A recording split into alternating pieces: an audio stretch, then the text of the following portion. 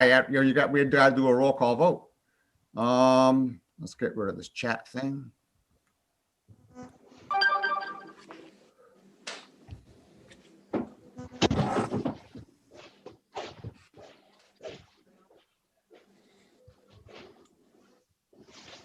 Roll call vote. All right.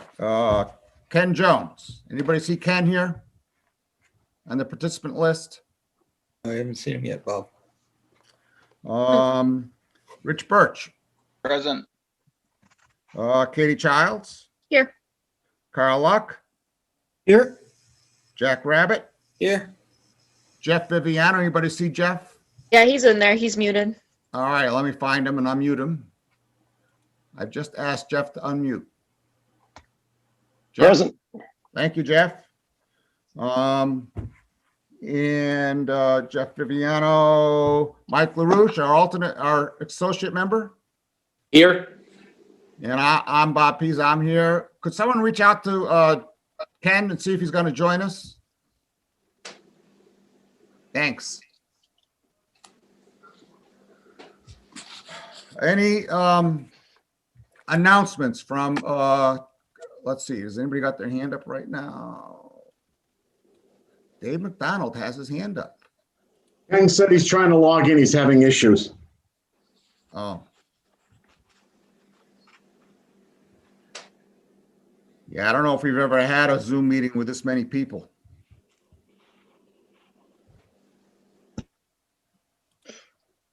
Tom, I've asked you to unmute. Tom, what have you got to say for yourself? Yeah, I saw in the chat, and I think I've seen some other people that there was an issue with getting into the Zoom in that it was asking like you needed to have an account, which no other meeting has ever asked before. So it wasn't just a simple link. I don't know if that has affected many people. I know some people it has affected. I just wanted to let you know that. Well, I can tell you we got 55 participants. I don't think we've ever had a Zoom meeting with 55 participants in town before, so. Mr. Chairman, I had the same problem that Tom mentioned, so there may be people out there looking to get in. Thank you, Tom. Dave McDonald? Good evening. I was just putting my name in, so when you start calling up people, I'll be there. All right, well. Put me on the back burner. I'm going to lower your hand. Okay. I just found it, so thank you. All right, thanks. Jack Rabbit. Mr. Chairman, thank you. Just in being open here, I got a call last night calling me all sorts of names with regard to not telling the community what was going on. So I did post our link and an overview of the part of the agenda. And so that's perhaps one of the reasons why we're seeing such a good response. And perhaps we look at using, there's 7 or 8 different social media in town, and perhaps we use that to make people aware and allow them to sign in easier. I mean, if this is an experiment, it's been successful. And so we've got a far greater level of participation and people will get a chance to hear it directly. So I think that's the reason why we might have so many. Thank you, Jack. I would note that Ken Jones is now with us. Ken, can you hear us? I can. Can you hear me? I can. Yes. All right. I'm here. Thank you, Ken. I had the same issue getting onto the meeting that Tom described, so that's why I was late. Yeah. Well, certainly a whole heck of a lot. We're up to 57 now. A whole heck of a lot of people have successfully joined the meeting. There any other comments from members of the commission? Yes, Mr. Chairman. Yes, Carl. Is this public comment? Yes, it is. Thank you, sir.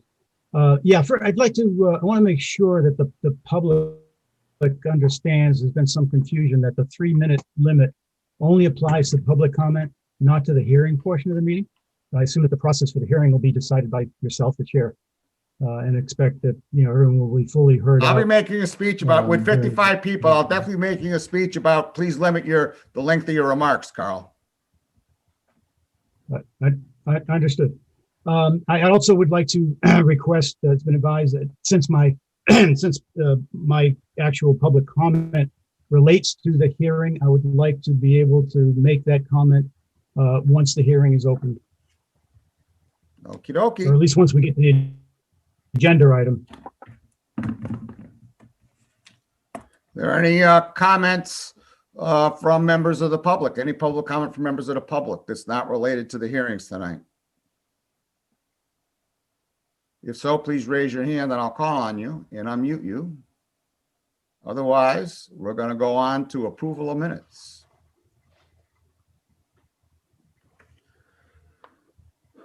I am looking for a motion to approve the minutes of January 20th, 2021. So moved. Do we have a second? Second. All right. Roll call vote. Ken Jones, Aye. Rich Birch, Aye. Katie Sure. Childs, Aye. Carl Luck, I abstain. Jack Rabbit. Jack Rabbit Aye. and Jeff Viviano, Aye. and I for myself as well. I'm looking for a motion to approve the minutes of February 3rd. So moved. We have a second. Second. Roll call vote. Ken Jones, Aye. Rich Birch, Aye. Katie Childs, Aye. Carl Luck, I abstain. Jack Rabbit, Aye. and Jeff Viviano. Aye. And I for myself as well. On to our first public hearing. The Lunenburg Conservation Commission, under authority granted by Massachusetts General Law, Chapter 40, Section 8C, is revising the rules and regulations governing the use of Lunenburg lands and waters under its care and control. The Conservation Commission will hold a public forum hearing for considerations of revisions to Commission land use policy. The supporting documents are available for review at the Conservation Commission office by calling 978-582 extension 431 by appointment, and they're also pointed on the website. And so I expect the reason that we're up to now 59 participants is people are interested in this topic. And so I would open up to public comment. The first thing I would like to open it up to is people who have comment about the land use regulations, about anything other than hunting. Dave Mr. McDonald. Chairman, I'd like to make my public comment now. Carl, I'm going to start with the public. Usually it's members first. You want to make a public comment, Carl? Yeah, I thought I wasn't clear, I guess. I just wanted to defer it to, because it did relate. So I will make it.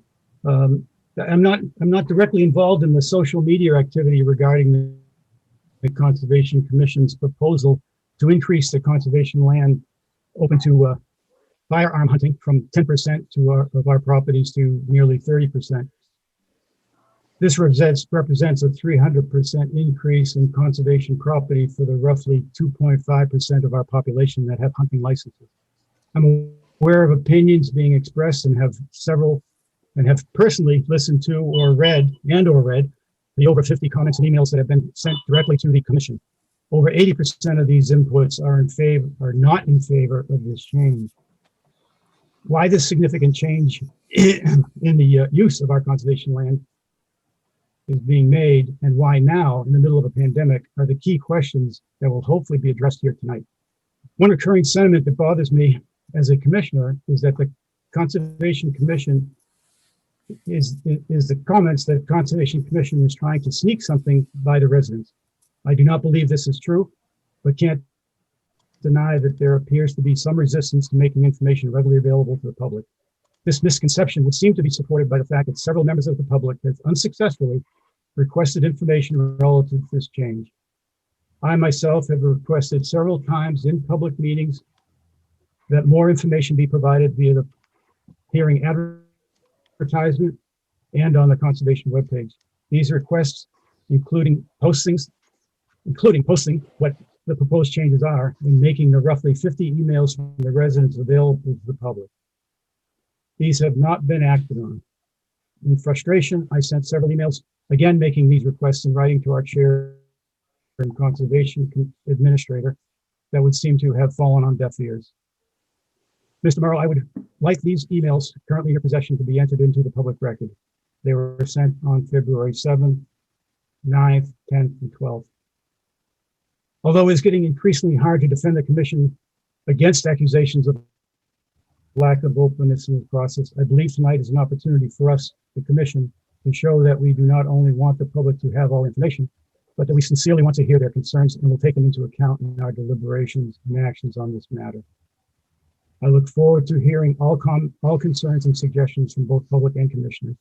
In the end, I hope the commission will decide to not increase hunting on conservation property and reinsert in the proposed regulation key items that have been deleted without reasonable consideration.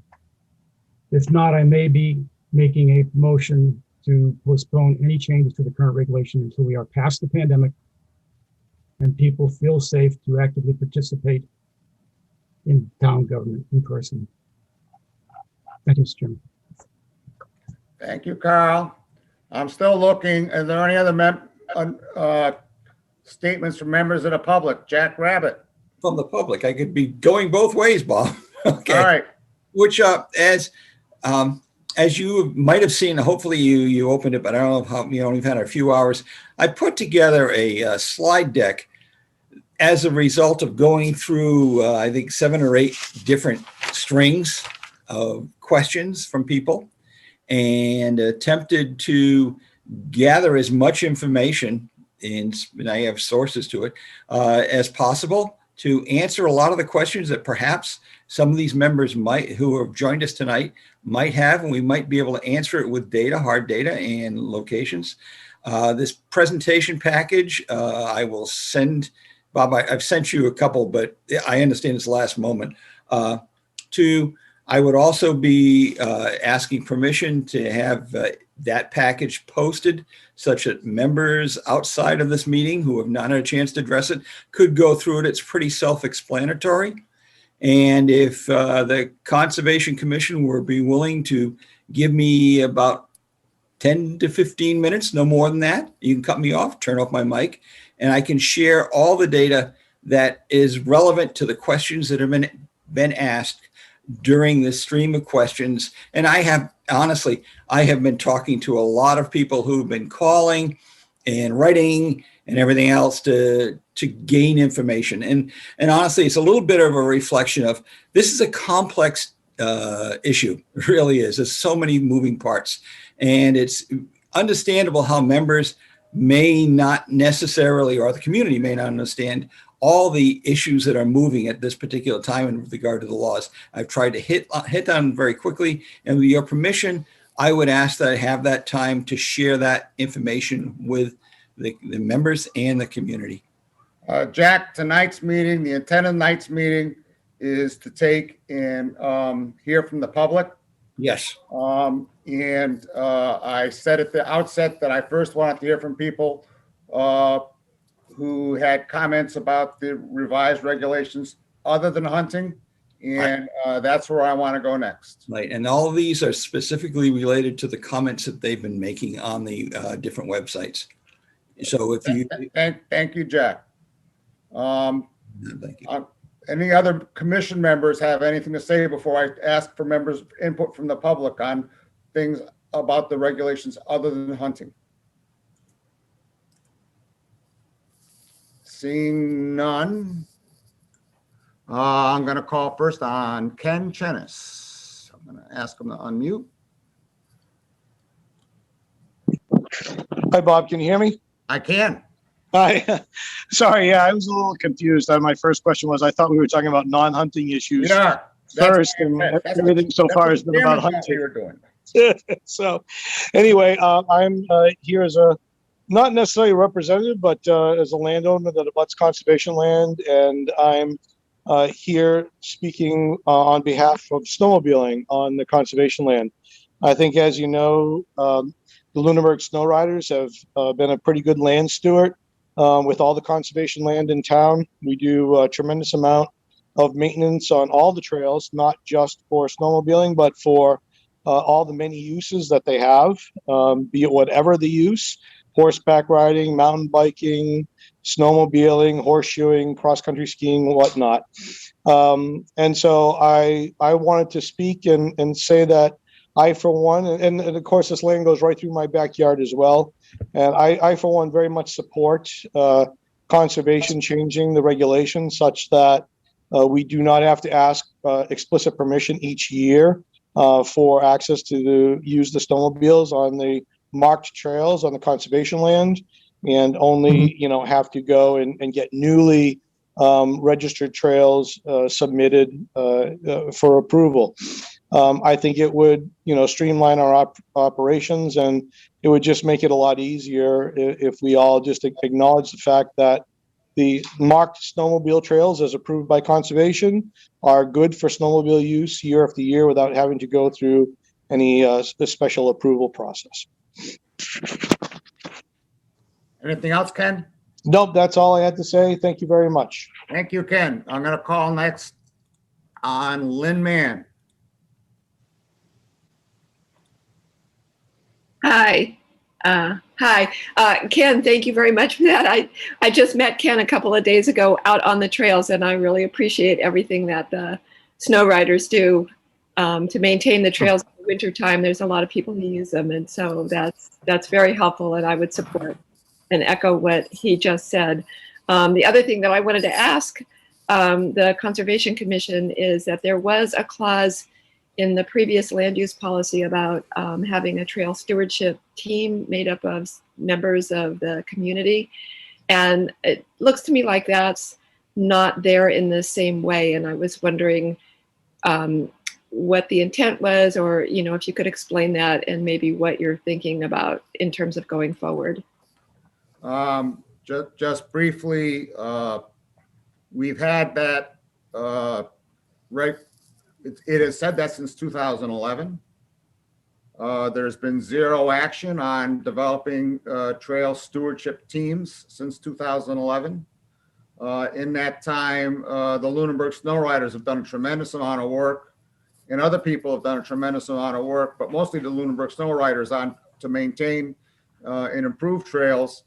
And I wanted to take and remove some of the administrative impediments to doing trail maintenance, and the fact that you had to become a trail steward. Before, it made it appear though you had to become a trail steward, and be officially sanctioned in order to do trail maintenance, and that was the intent.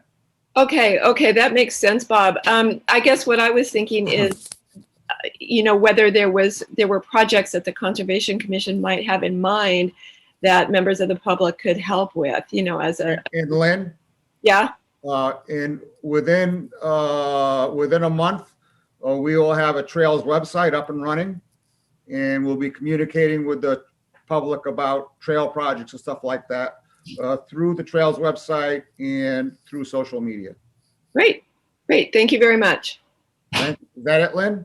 That's it. Thank you. Carl Durner, I'm going to ask you to unmute.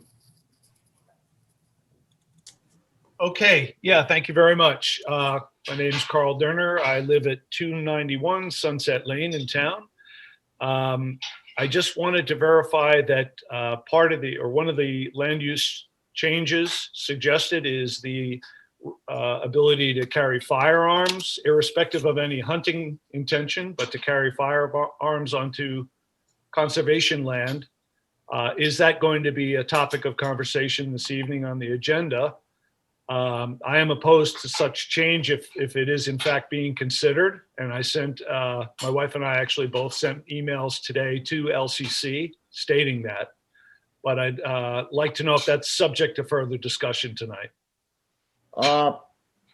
It's not included in the prohibition on the possession of firearms that was in that's in our current regulations. Is not in the current draft. And so, yes, it is on the table, and I expect there will be some conversations about that by the commission later this evening. Okay. Any idea what time you'll get to that one? I do not know. I mean, my intent is, the way we've done this is we take and we have public comment sessions, And, we developed a draft. We post the draft on the website. We put an ad in the newspaper. We invite the public, to look at the draft and send their comments. Then we hear the public's comments, and then after that, we deliberate. We don't deliberate while we're talking to the public. So I don't know what time we'll get to it. There's 64 people participating in this meeting right now. I don't know how long it's going to take to get through the public comment. I don't know if we'll get to vote on this tonight. I can't project what's going to happen tonight. Okay. It All I was, would it was ask my, is- it was my original hope that we would get to vote on this tonight. But I don't know if we'll get to it or not, given the Okay. number of people participating in this hearing and given, that this is not the only thing on our agenda tonight. Understood. Okay, thank you very much. Mr. Chairman? You're welcome. If I could make a suggestion that might help. Go ahead, Carl. My concern is that not many people perhaps have had the opportunity to go thoroughly through both the current and the future and the proposed document. Why do you I- think that, Carl? They've both been posted there now for 2 weeks. Well, because that's what I think. I've prepared a document that could easily be walked through in 5 minutes that would highlight the significant changes, this possession one being one. So that the public could then have the chance to comment on things that perhaps they weren't even aware were changing. Carl, if we're going to share something like that with the public, it's going to be a document created by the entire board, not an individual member. Well, then I can just walk through it verbally. Yep. Let me, I'm going to call now on Jessica Augat. Thank you. Am I unmuted? Yes, you are. Okay, thank you for this opportunity. My name is Jessica Augat. I live at 830 West Street. My property directly abuts the Laurel Banks Conservation property. And actually, some of the maintained trails have somehow managed to cut into our property at this point. That's neither here nor there. We're avid hikers, avid outdoors people. We love using the conservation land. For those of you who aren't familiar with this property, as I am not familiar with a lot of the other properties we're going to be discussing this evening, it's a relatively small, I believe it's under 70 acres, correct me if I'm wrong, parcel of land with a couple of trails. And we would like to urge the commission, as they've done seemingly with the firearm hunting issue, to not make a blanket decision about snowmobiling. Snowmobiling is a great sport, and I absolutely support snowmobilers' rights to ride in appropriate spaces on appropriate trails in appropriate conditions. But Laurel Bank Trail Network is very small, and we'd like to advocate for land management practices there that provide an experience for hikers, skiers, snowshoers, and other quiet adventurers, because it's a very small space with not a lot of trails. So we feel that making that blanket decision on all of the conservation land to have snowmobiling isn't necessarily fair to those who don't want to be confronted by snowmobilers as they hike or use that property. That also, we can hear snowmobilers in our kitchen. Our property is fairly large parcel, almost 6 acres, houses on one end, conservation's on the other, and I can literally hear the snowmobiles in my kitchen. That's how small this space, I think, is and how it travels. And we can also smell them when we're out sledding and enjoying our property. So my standpoint is absolutely everybody has a right to do everything they want to do in life, but there are certain spaces for everything, and I would advocate that Laurel Banks be excluded from the snowmobiling privileges. Thank you. Thank you, Jessica. I'm going to call on Mel Bertram. Asking you to unmute. There you go. Good evening, everyone. Am I off of mute? Yes, you are. So first, I want to thank the commission for working with us over the years. I think it's proven to be quite a successful partnership. I just want to give a brief history. I'm going to be very brief here, but I want people who don't know who the Lunenburg Snow Riders are, just want to let you know who we are. First of all, we're a family-oriented club. The club originally started in 1969, believe it or not, the first Lunenburg Snow Riders. We currently have about 40 to 60 members. And it's not just Lunenburg. We encompass Ashby, Townsend, and Shirley in particular. So I want to talk about some of the projects that we've been involved with over the years. So we started, near and dear to my heart, the Cowdrey lot, which is basically out my back door. We built and replaced all the bridges in the Cowdrey lot, not just the snowmobile bridges, but the bridges for walking paths as well. One of these bridges is a 120-foot span that connects two previously disparate pieces of property. We created a connector between the Cowdrey lot and the small town forest, so that you don't need to walk, ride horseback down the road anymore. You can actually connect those two pieces of property through the woods. We were involved with cleaning the small town forest after the logging. We went up there with a full-size chipper. We had a dozen people out there and cleared up a lot of that refuge that was left behind. We built a handicapped wildlife viewing station off of the Harold Harley site. This is a deck, I want to say it was about 15 by 40. Don't quote me on the numbers. It overlooks a beaver pond over there. It's just absolutely spectacular. We did this at the request of the commission. We went to the commission and we said, what can we do for you? And the commission said, we don't have any ACA, ABA, whatever it is, the handicap associated areas where people can get access to. So we improved the road down there through a grant. We brought in hundreds of tons of gravel. We improved the road. We put in beaver deceivers, and we built a beautiful deck down there that's available for the public. And previously, this piece of property was just virtually unusable because of the flooding. We were intimately involved in the purchasing of the Lane property. One of our members, I will say, also my wife, was on the open space committee, and she was one of the major players in writing the grant for the Lane property. And we worked very hard with the town to get that purchase. Then we went out and got a grant for the parking lot. So both the handicap parking lot and the regular parking lot down there at the Lane property is a direct result of a grant that we applied for, and all the in-kind labor put that lot in ourselves. We created that nice bridge across the Mulpus. We had a lot of help with that, but that was done through a grant. So what that did for us is that created meaningful access to the large town forest, which prior to having that bridge, there really was no access to the large town forest. We donate hundreds of hours per year in trail maintenance and grooming. And over the years, we've done approximately $165,000 in grants and in-kind donations directly to the town and local communities. Even with our own fundraising money, we buy life-saving equipment, both for Lunenburg Lunenburg Fire Department, Townsend Fire Department, Ashby Fire Department. And of course, we donate to our local food banks, the Salvation Army, and Toys for Tots. So guys, I just want you to know that when not just a bunch of kids yeehawed around the property, we understand that not everyone likes snowmobiles, but I would pose this to you. Our season on our best year is 8 to 10 weeks long. So if you can, see it in yourselves to put up with us for 8 to 10 weeks out of the 52, we'll be glad to continue this partnership. No, and please don't take that as a threat. I certainly enjoyed being outside and all times a year. But this is what my ask or our ask is for you. Thank you, Bob, and the commission. I'm going to call on Whittier. I'm asking you to unmute. Hi, thank you. Todd Whittier, 519 Burr Street. Unfortunately, I'm using my wife's computer, so that's why it comes up Whittier. So if you can bear with me there. Go ahead.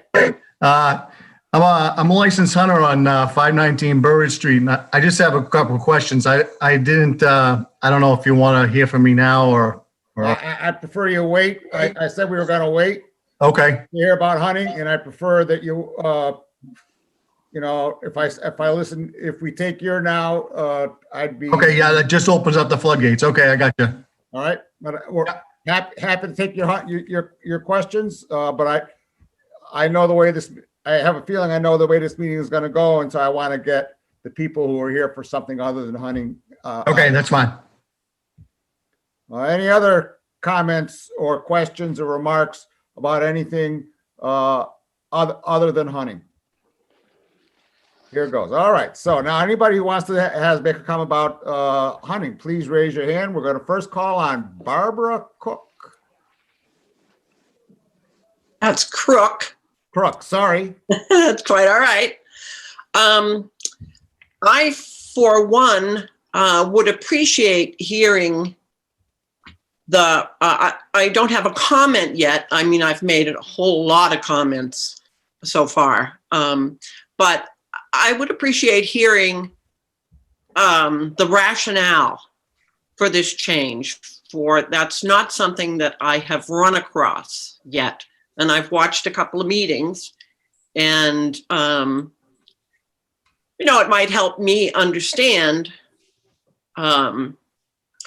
what the purpose is for making what seems to me to be a fairly major change to what has been long established use of these properties. So I also would like to know, Mr. Luck, I believe it was, mentioned how public opinion was running. And my question is, what bearing does public opinion have on the commission's decision-making? I am unfamiliar with what your charter is as regards, interfacing with the community. So that's a question I would appreciate having answered. And I will reserve comments for later. Okay. Thank you, Barbara. I'm going to call on Dave Mcdonald. I got to get my cursor over here so I can ask him to unmute. Go ahead, Dave.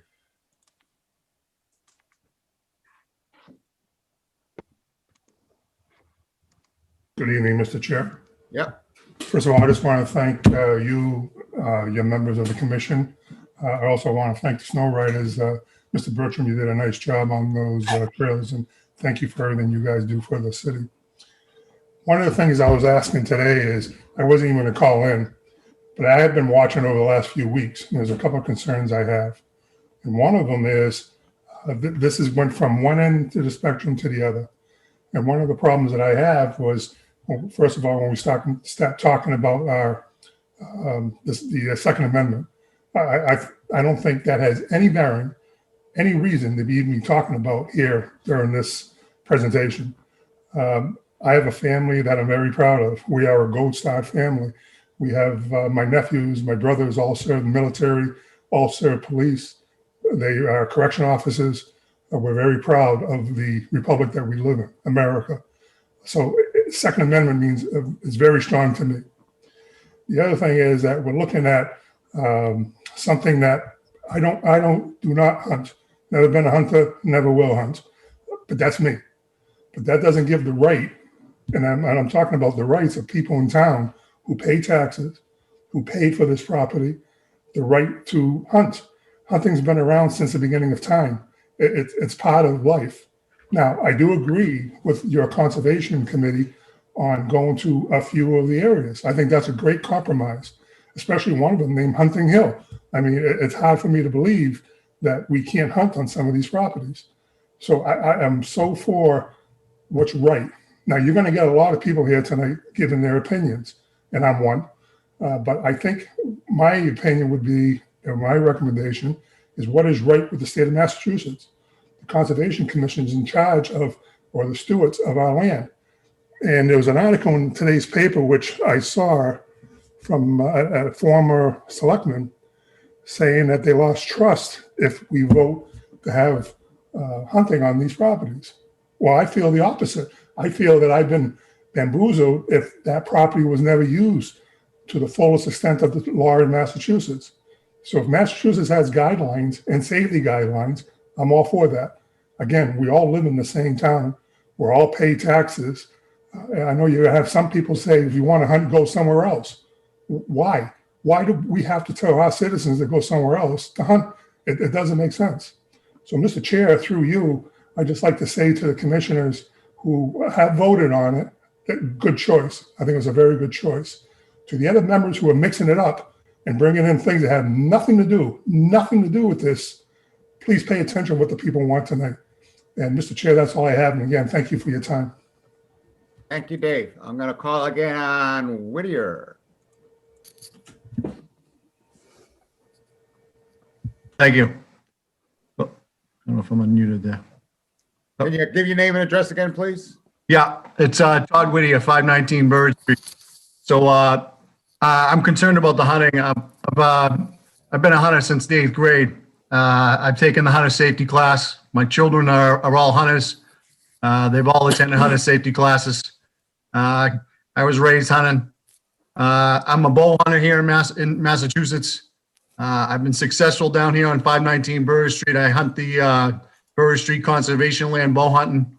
I hope that's not going to change. I don't know if that's in the proposal or not. I haven't seen it, to be honest with you. I've hunted Hunting Hill for turkey. I'm a member of the Ducks Unlimited. I'm a duck hunter. I'm a goose hunter. I'm a member of the National Wild Turkey Federation. So I hunt turkey both seasons. I've been very successful. I'm a better turkey hunter than I'm a deer hunter. My kids hunt deer all the time. Every season, they're better than their old man. I hunt the conservation property because I don't have enough land of my own. I don't know if the public knows this or not, but the conservation land, yes, it costs the town money, but every time a hunter or a fisherman goes to the store and buys something, a portion of that money that hunter or fisherman buys goes to a tax that was made in 1963. That money goes to a fund that the Conservation Commission can latch on to. You can look this up. Every little kid that goes to a conservation hunting and fishing class gets taught this. They can attach that money and help save water, land, everything. So my question is, are any of these things that you're proposing, am I going to be able to keep hunting in Lunenburg after living here for 18 years as a taxpayer? Is the Conservation Commission going to turn their back on me and I'm going to have no place to hunt? That's my question. We bought the land. I think it's been successful. Hunting Hill, I thought, was a WNMA, so I'm not sure that how can the Conservation Commission change a state-run program that they're listing in this magazine right here, the abstracts, that says we can hunt firearms there. So I don't understand that. I'd really like some clarification on that tonight. I don't understand. I saw there was a woman from the fisheries. So I don't know how can the town tell the state that we can't run firearms there? Is she able to comment tonight? I would just respond, sir, that we're not proposing any changes at Hunting Hill. That's covered by a conservation restriction, which restricts our ability to regulate hunting there. So it'll have no. Yeah, perfect. Okay, that's fine. We have no power over Hunting Hills, to the best of my knowledge. I just hope that everybody, takes into the fact that, hunters are out there. We're not all crazy people. We're out there to make the ecosystem go around. So please, look out for all of us. We're not all bad people, and I don't think we're looking for 100% access. I understand limiting some areas. There's wildlife preserves that probably need to have wildlife only. I understand that. And I think a lot of the hunters will actually back me up in that and saying there's some areas that maybe we don't need access to. Maybe we don't need 100% access, but it'd be nice if we got a little more access to some of this land, especially since we've been buying some more of it with our tax money. And I yield the floor. Thank you. All right, thank you. I'm going to call on Chris Martins. Good evening. Can you hear me? I can. All right. So I live at 981 Northfield Road. I actually abut the Table Rock conservation property that was just purchased last year. I hunt. I would like to hunt in Lunenburg. I'd like to have my children hunt in Lunenburg instead of having to drive outside of town. Now, the gentleman before me just talked about Hunting Hills. The Hunting Hills WMA, which is not in Lunenburg, is huntable, 100% firearm. The Hunting Hills in Lunenburg is actually not a wildlife management area. It's a wildlife conservation area, which I'm kind of fuzzy on the rules with that. So I'd like to find out more about that also. I know I was trying to hunt in there, or I was hunting near there this hunting season, and then I was actually asked to leave, which I did. I don't like to have controversy while I'm out in the woods. I like everybody to be able to enjoy what they're doing. So I did leave, but I'd like to find out what the rules are for the Lunenburg side of Hunting Hills, so that I can find out if I can actually hunt there or not. I agree with the gentleman that was just on before me. Being a hunter and buying a hunting license for 30 some odd years,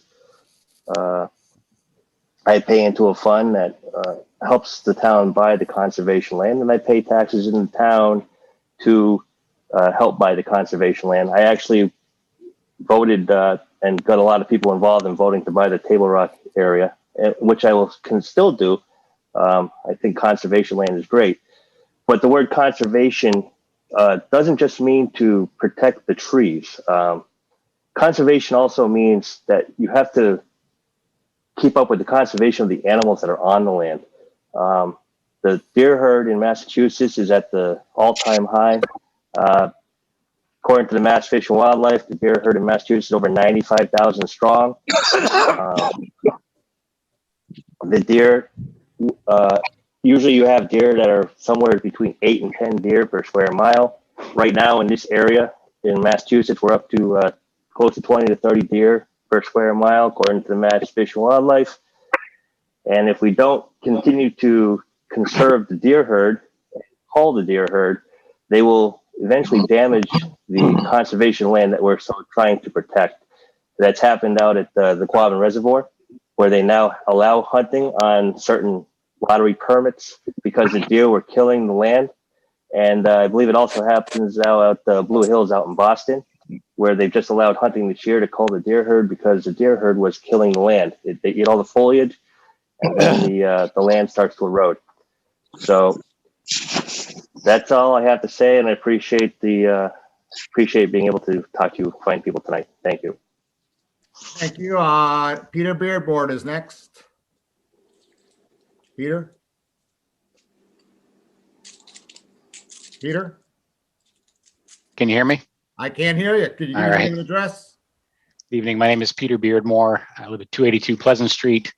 First of all, I just wanted to comment on some of the comments that were made by the members earlier. Clearly, from the comments that have already been made, there is a need for more information to the public on this topic. To my knowledge, there's already been some misinformation that's been shared tonight, and I do think that we should rely upon the members of the Conservation Commission for clarity when it comes to what is or isn't allowed on certain properties.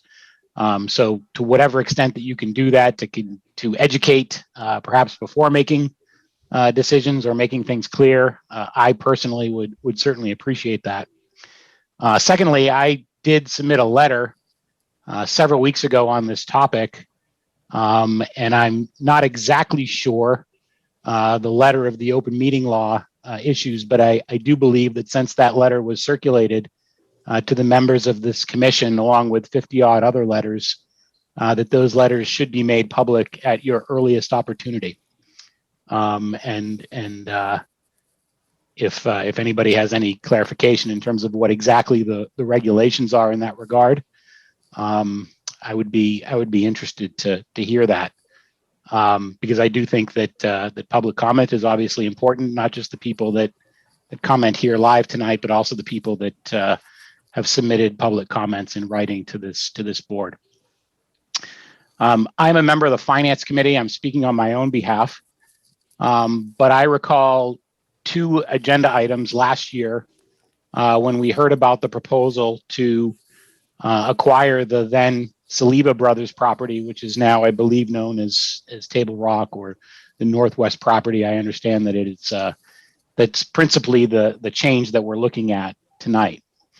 And I don't recall in any of those meetings or in the selectmen meetings that I listened to or at town meeting when the decision was made to purchase this property that hunting was discussed.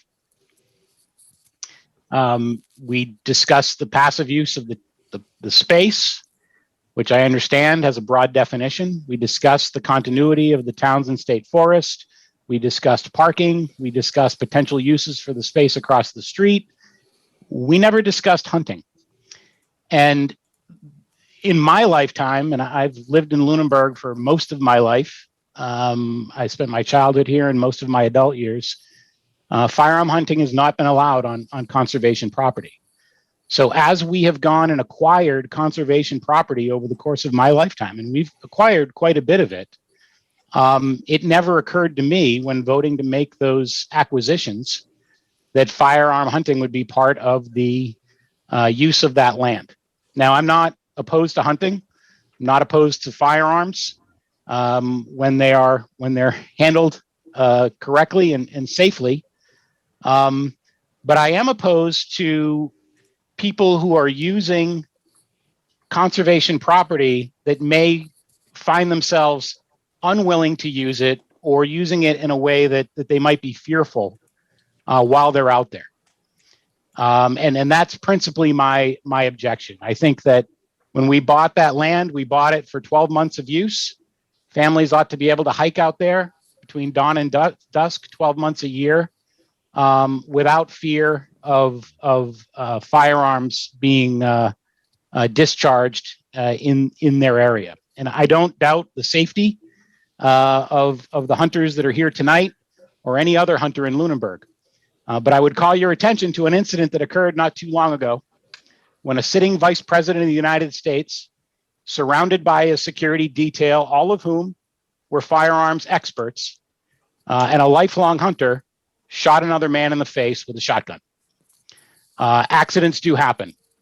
And you could convince me that 5-9% it's going to be safe out there, and I would probably agree with you. But I don't know that you would convince every mother and child in Lunenburg. And I believe that they ought to be able to use that land 365 days a year, dawn to dusk, without the necessity of that fear coming into place. And for that reason, I would ask that you consider not making this change. Thank you. Thank you, Peter. Pat Huckley. I've received two requests, or the commission received 2 requests to post all of the letters that have been submitted to the commission on the website. One from Phyllis Luck and one from Carl Luck. As far as I'm concerned, the intended audience of those letters was the commission. So they are public documents. Here, I'm going to try and find you again, Mr. Beardmore. Let's see. Anyone can request them, but I am not going to post them on the website for everyone to read. Bob, anyone that wants to request them can simply send an email to the office and I'll send them out as a PDF. Yeah, they're freely available to anybody who wants them, but we're not going to post them on the website. Peter, did you want to say something else? If you want, Peter, did you want to say something else? Wave or something. Let me unmute you. Mr. Chairman, Pat Hackey. Go ahead, Peter. Thank you. I believe that since the request has been made here on at least a few occasions during this meeting, that there ought to be an attachment to the minutes and that they ought to be publicly available. But that notwithstanding, I would be happy to request the documents and make them public to the public myself if necessary. Thank you. Thank you, Peter. The next person is whoever is 617-771-2688. I'm going to ask you to unmute. Bob?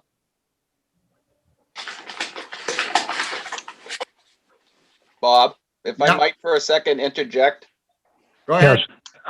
There have been several comments about what lands were under consideration for firearms hunting in addition to Hunting Hill. And the commission voted to put forth 2 other properties along with Hunting Hill for firearms hunting. The first one is Small Town Forest, which is a 200 plus acre piece of property. So it is appropriate size for firearms hunting. And it also is an abutter to the wildlife management area owned by the Fisheries and Wildlife in Townsend. The second parcel is the Northwest Conservation Area, which again is over 200 acres. And that is actually abutted more than half of the property abuts wildlife management areas in Townsend and Lunenburg owned by the Fisheries and Wildlife. So those are the only 2 areas that the commission has put forth in the regulation draft to add for firearms hunting. Table Rock was considered and taken off. Lane was considered and taken off. Large Town Forest was considered and taken off. And basically any other properties that are under 100 acres for the most part have been removed. So it's just those 2 pieces of property, the only 2 that have been put forth for consideration for firearms hunting in addition to Hunting Hill. And this was put forth by myself with consideration that the regulations haven't been updated in 10 years. Many large tracts of land have been developed in Lunenburg, and lands open to hunting are less and less every year. So, as other hunters have stated, I myself am a lifelong hunter. So we are looking for some protected lands to carry on our responsible and safe hunting activities. But it's just those 2 parcels. Thank you. Thank you, Rich. I'm going back to 617-771-2688. Could you please give your name and address? Yes, Mr. Chairman, thank you. My name is Carl Strathmeyer. I'm at 39 Valley Road in Lunenburg. Let me say that I'm disappointed that the emails that have been sent in by other residents will not be read into the record this evening. And according to your suggestion, people will have to go out of their way to see what other residents have said. I don't think that's the point of the open meeting law or the point of the public hearing. But at any rate, I also sent in an email this afternoon, and with your permission, I would like to read that letter here this evening. Yes? Go right ahead. Alrighty, thank you. I said in my email that I understand that there's a proposal before the commission that would permit the carrying of firearms on all properties under the control of the Lunenburg Conservation Commission. And I would like to comment on that proposal.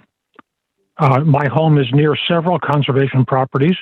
My wife and I walk the properties many times each week, sometimes multiple times in a single day in all kinds of weather. Although hunting is not currently permitted on these properties, we have nevertheless encountered hunters with firearms on these lands. Because there are few landmarks and boundaries, and boundaries are not clearly marked, these hunters claimed they did not know where they were. I might add that they were also found on Sundays. As you all know, is not a legal hunting day. When challenged, one of these parties told us that they thought they were in Townsend, when in fact they were a mile or 2 from the border. Allowing firearm hunting on additional conservation lands and allowing the carrying of firearms on any conservation land will make it more likely that we will encounter persons with firearms like those as we use these properties for passive recreation. I believe that the possible presence of firearms on these properties, even if the actual discharge of those firearms is prohibited, will have a chilling effect on other recreational uses of the land. And I think some other commenters this evening have said the same thing. And therefore, allowing that, the carrying and on some properties, the hunting, is therefore inconsistent with the primary purpose under law of setting those lands aside for, quote, passive recreation.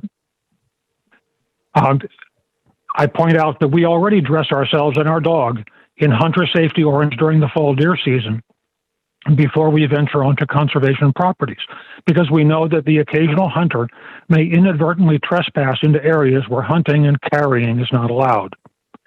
But the rest of the year, we feel fairly safe, and we leave the safety orange vests at home. Relaxing the firearm possession and firearm discharge regulations on conservation land will make the possibility of firearms accidents more likely, and we may find it necessary to wear safety orange for much of the year. After all, for example, the coyote season runs from October to March, half the year, and the coyote is very easy to confuse with my pet dog when he's off the leash in the woods.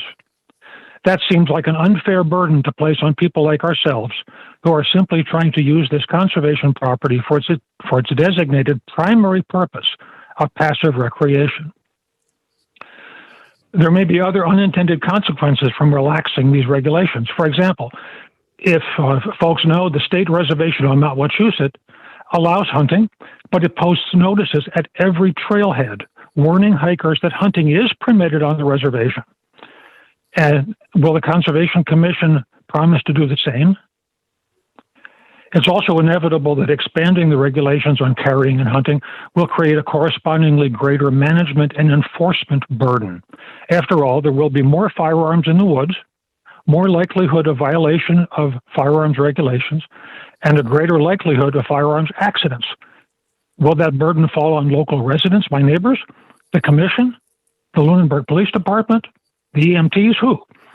And also, although our home is not within the 500-foot safety zone distance from any conservation land, some of my neighbors do live within that 500 feet of conservation land.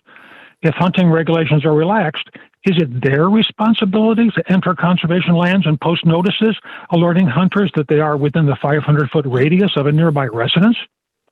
So in summary, I don't believe that carrying of firearms nor the expansion of hunting areas into conservation lands are consistent with the primary purpose of those lands. That is, under law, passive recreation.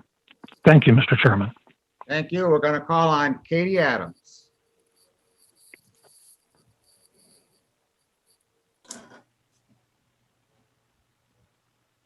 Katie? Yep, working my way back. Thank you. I wanted to thank Mr. Bursch for his updates on what. Katie, we all know who you are. Can you give your name? Oh, I'm sorry. Katie Adams, 39 Peninsula Drive, and commenting as a citizen tonight. And thanks to Mr. Bursch for the update. I think regardless of what happens, compromise is maybe possible since there's a lot of conservation land in Lunenburg.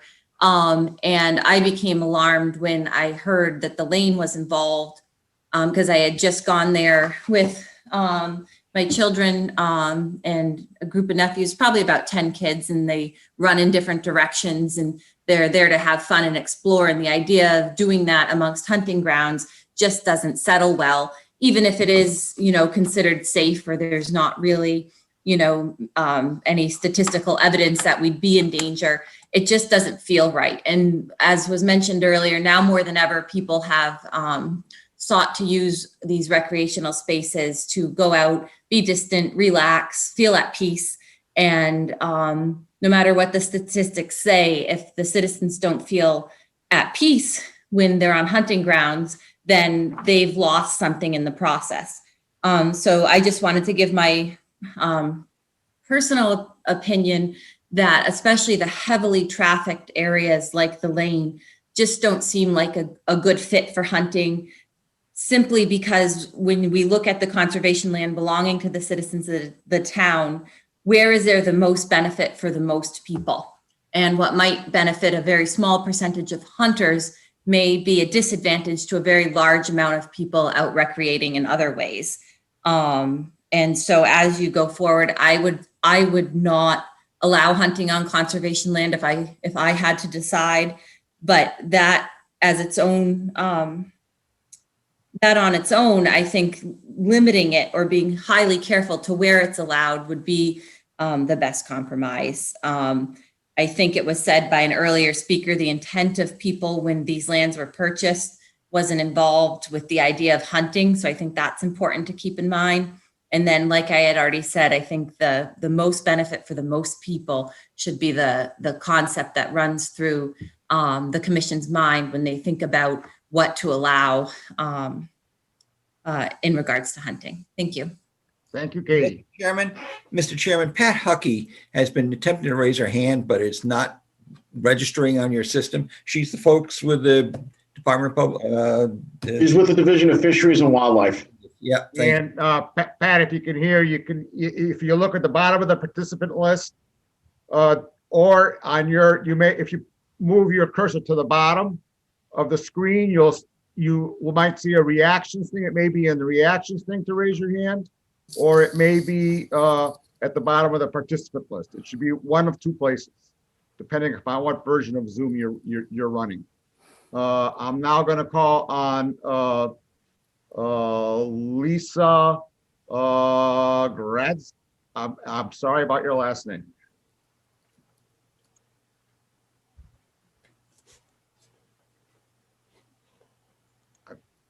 Oh,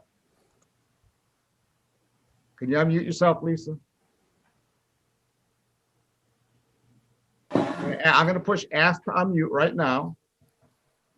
And after that, unmute yourself. I think we're going back. There you go. All right, Lisa. Hi, thank you so much. I would just like to discuss the issues for land use. I live 44 West Acres Drive, Lunenburg. My property abuts Laurel Bank Conservation Land. I'm kind of with Jessica Oggett on some of the concerns that she was explaining to you on the use of snowmobile use. She says she hears it in her kitchen. I hear it in my bedroom. And it seems like they don't do it during times of the day that should be accommodating, which I would accept, but they're doing it at night and it's late at night. I get up at 4:30 in the morning. I have to go to work and I have to hear snowmobiles, a lot of issues going out there, a lot of lights. So I just would ask that you would put into consideration that Laurel Bank would not be allowed for snowmobile land use. And that's all I'm asking. And I appreciate your consideration. Thank you. Thank you, Lisa. I'm going to call on Laura.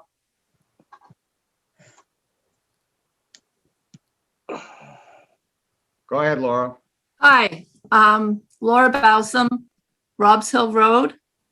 I guess I'd like to, I understand there was somebody from the state here, and I guess I have a question. I keep hearing hunters say that they pay in with their license fees and things into a fund that buys land. And when I look online, I see that's true, but I see it buys state land and not town-owned land. And at the Mass Wildlife website, it even says all funds from freshwater fishing, hunting, and trapping licenses go directly into the Inland Fish and Game Fund, which can only be used for administering programs for Mass Wildlife. And there's also the Wildlands Stamp, which says revenue from these fees supports Wildlands Conservation Fund, which buys important wildlife habitat that is open to hunting, fishing, and trapping. So to me, that means if any of the land in Lunenburg was bought in those programs, it would already be open to hunting and fishing and trapping. And I guess the reason I think it is important to clarify this is because I don't think it's good to give people the wrong impression that hunters have paid more for this land than other people in town. And I don't know if anybody here can clarify that. Does the hunting fees go to buy town land? I don't know if you know Bob or Carl or. The hunting fees, it's my understanding, based on something I saw from the open space chair, that the hunting fees went to help pay for Hunting Hills. And that's why Hunting Hills has to be open to hunting. So, but it did not buy any of the other land. That's my understanding, but I only know what I hear from others. Okay. Excuse me, Bob. Yep. Pat Huckery from the Division of Fisheries and Wildlife is telling me that she can't do the hand raising thing. It says you're blocking her. Actually, she has raised her hand and she's now in the queue. Okay, great. I mean, would she know the answer to that? And we have two people who are identified as being from Fish and Wildlife in our queue, and they're rising up. And so hopefully they'll get to the top. Okay. Could I say one more thing? Go ahead. I like Jack's idea of taking this to town meeting. And I say that realizing we could come out with more than I'm happy with. Because I have nothing against hunting. I eat meat. And I recognize the need to control the deer population. My husband was coming home from work during rush hour on 495 2 years ago in the middle lane, and there was a deer appeared in front of him. He hit this thing head on, went over his hood, bounced off another car, and ended up in the median strip. And it was thousands of dollars of worth of damage to his car. Normally, he rides his motorcycle, and for some reason that day, he did not. If he had hit that deer on his motorcycle, he probably would not have come home. So I recognize there's a need to control deer. So, but this is such a controversial subject, and there's so many different opinions. It just seems to me that town meeting would be a more appropriate forum so that you really get input from the whole town. And I think town meeting does a pretty good job of balancing everyone's opinions and wants and rights. And I just think that was a good idea. Thank you, Laura. I'm going to call next on Carol Hatch.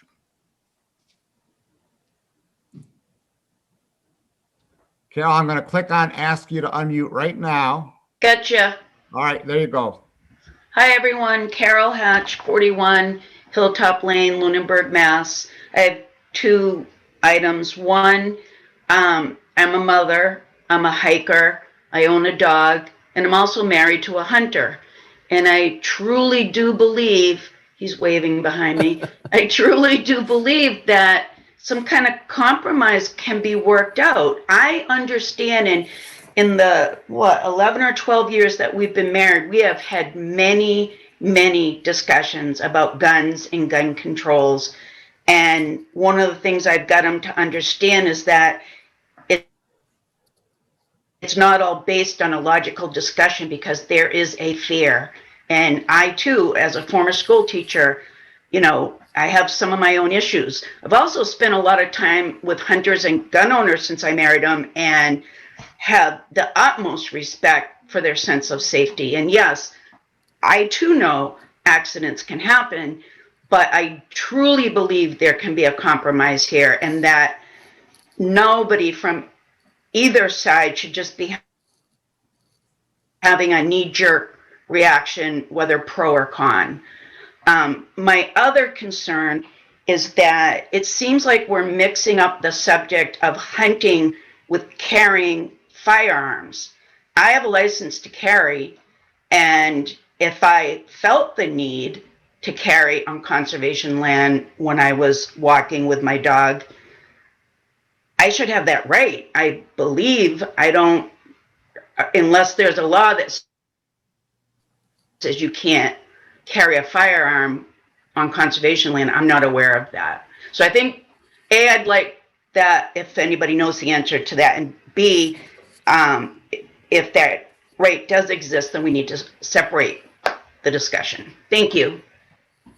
Thank you, Carol. Yep. Paula, I'm gonna call on Paula Bertram. I'm gonna ask you to unmute right now, Paula. Go ahead. I am unmuted. Can you hear me? Yep. Okay, thank you.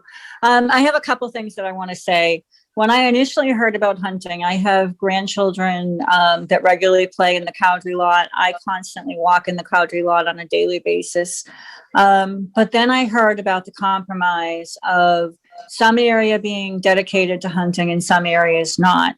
And then I started to look at surrounding communities and what areas allow hunting. And I was astounded by the number of communities abutting us that do allow hunting. It is not uncommon for hunting to be allowed on conservation land. In fact, it's very uncommon for hunting not to be allowed anywhere in the community.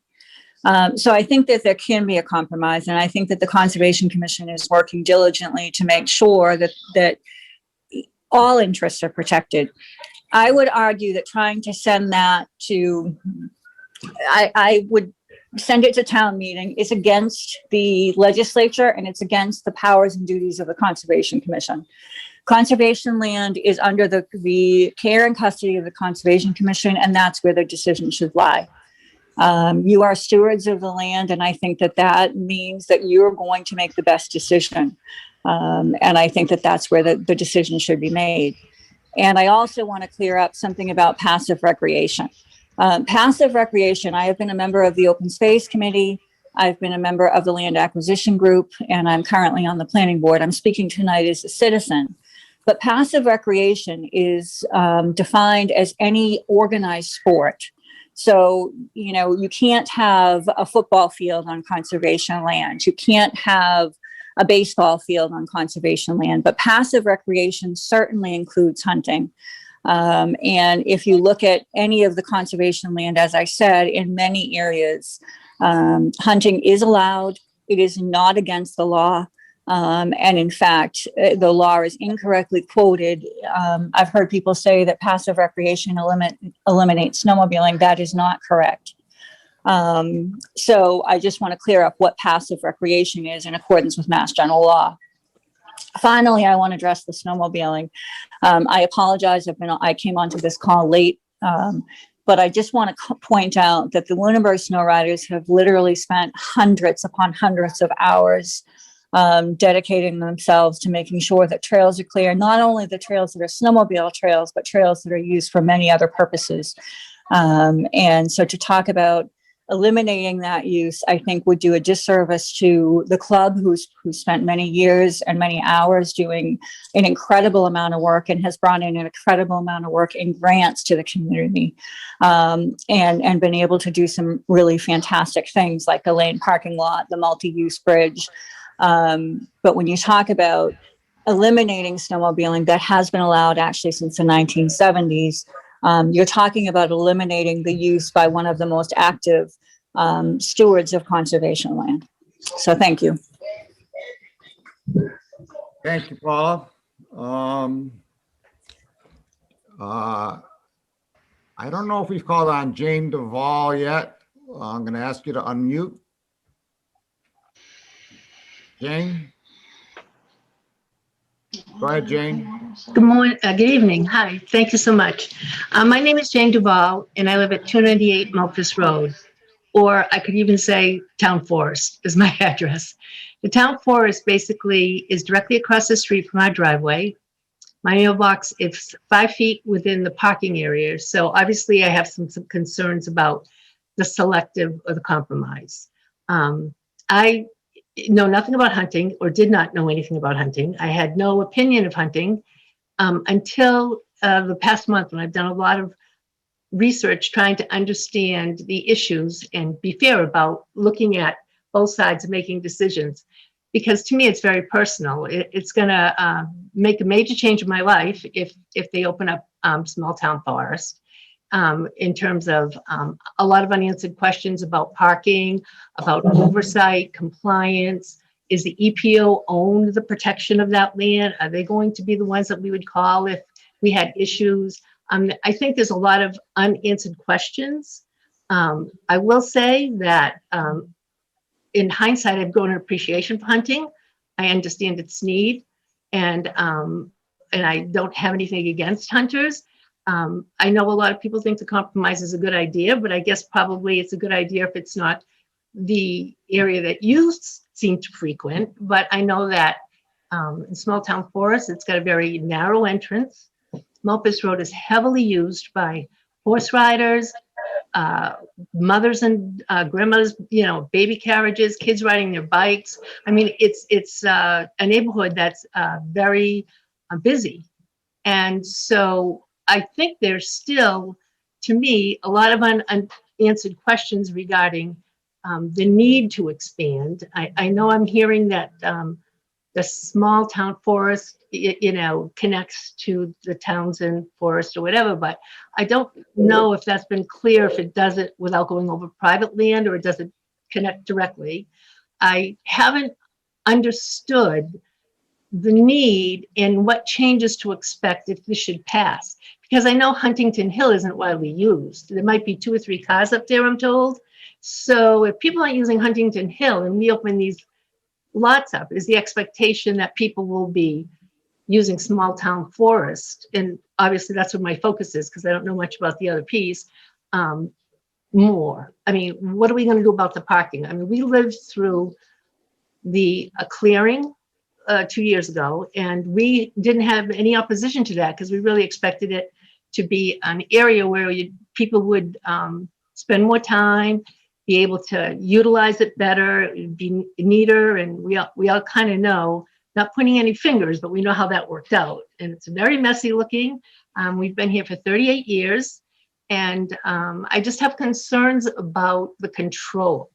Nobody can seem to answer when you say tree stands. Who's going to monitor the tree stands? Who's going to follow? Do we have to follow the Mass State rules? Do we have our own rules in the town to do that? Who's going to administer it? Who's going to, somebody said, well, call the police if you see a hunter. Well, do the police have jurisdiction? I mean, I thought I was understanding in some of the other meetings that they really can't impose or enforce tickets. So I think there's a lot of unanswered questions, misinformation, misunderstandings about how this whole process needs to work end to end, and to really make a fast decision without really getting the truths out there and having processes identified in terms of compliance and need. And, we really need to spend more time. And I think that some of the other members, and I don't know the members personally other than their voices because I've sat on the calls trying to educate myself, to be fair. But I think a lot of the other members do. I know you want to hear from the public, but I think they have some good answers to help some of those public questions and some of the misinformation that we've all been researching to make sure that this meeting had value of truth and everybody's side was heard. Compromise is great. I'm not against compromise, but it doesn't work when it's in your yard. And it doesn't help. It doesn't feel good. So I don't know that the 223,000 acres in Massachusetts that offer hunters I don't understand why that's not enough. And the bow hunting, I think bow hunting is excellent. I think Jack Rabbit has some figures on the value of bow hunting and how it does contribute to the deer population of Massachusetts. And that seems to be taking the lead on helping with that issue. So I think this just needs to be a lot more discussion just than it's an okay thing to do if we limit it. And I think that's all I have to say. I will say I'm thankful for the meeting. I'm thankful for the number of people who showed up. I appreciate everyone's opinion because I think it's valued. We have 6 acres here and it all abuts Cowdrey, so I'm thrilled that Cowdrey's not included in the hunting. But I think still there's a lot more discussion that needs to be had. And I think there's a lot more opinions of the town that probably won't get heard because people can't get on Zoom or they're not familiar with it or it's too confusing. But I think Carl's idea to table it, push it out, and have more of a town meeting, even though I understand it's the conservation's decision. I would hope that they would listen to the people they represent. And that's all I have to say. Thank you, Jane. I'm going to call on Liz Newland, Mass Wildlife Conservation Restriction Steward. Go ahead, Liz. Hello. I just wanted to take the opportunity to clarify questions that have come up a few times tonight about the Hunting Hills property. The Hunting Hills conservation restriction property in the northeast corner of Lunenburg there abuts a wildlife management area by the same name, the Hunting Hills Wildlife Management Area in Townsend and Groton. And that land is owned in fee. The Hunting Hills that the town of Lunenburg owns is held under a conservation restriction that was purchased by Mass Wildlife from the town of Lunenburg back in, I think it was 1998.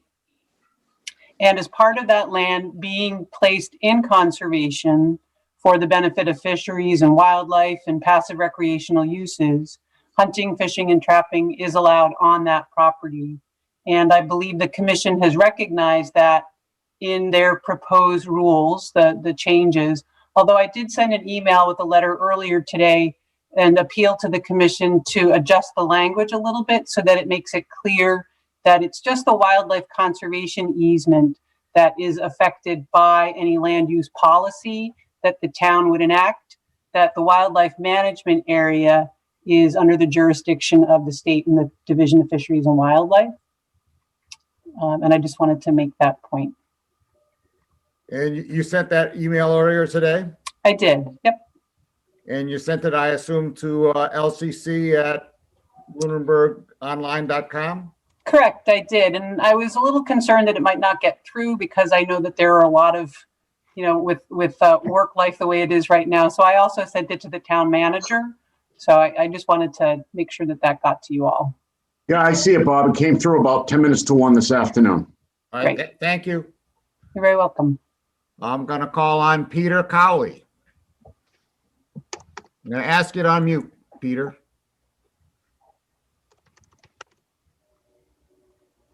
Peter, you got to unmute yourself. I'm going to ask you to unmute again. I'm going to push the button right now. We both do it at the same time. We'll cancel each other. Does that sound like it wasn't making sense? No, you're making sense. Great. Go ahead, Peter.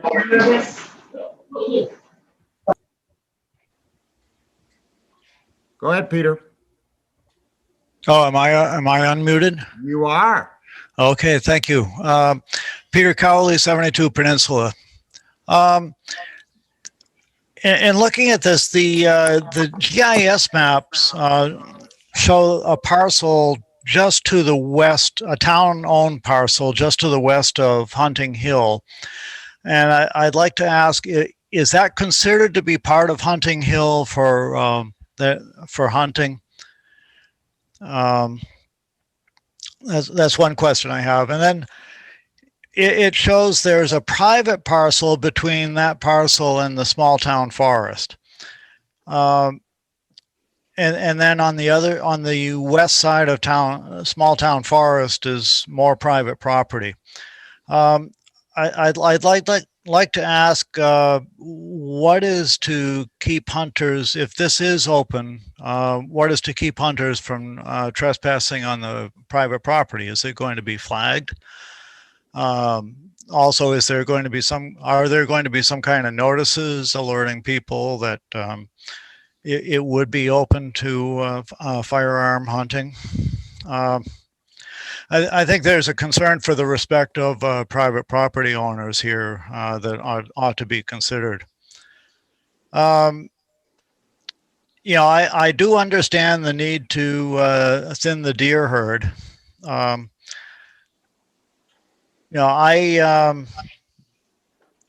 because of the adjacent areas, the small town forest really, according to the GIS map, is only about 3,000 feet wide, which, if you're trying to stay within the borders, I don't believe is all that large of an area for firearm hunting.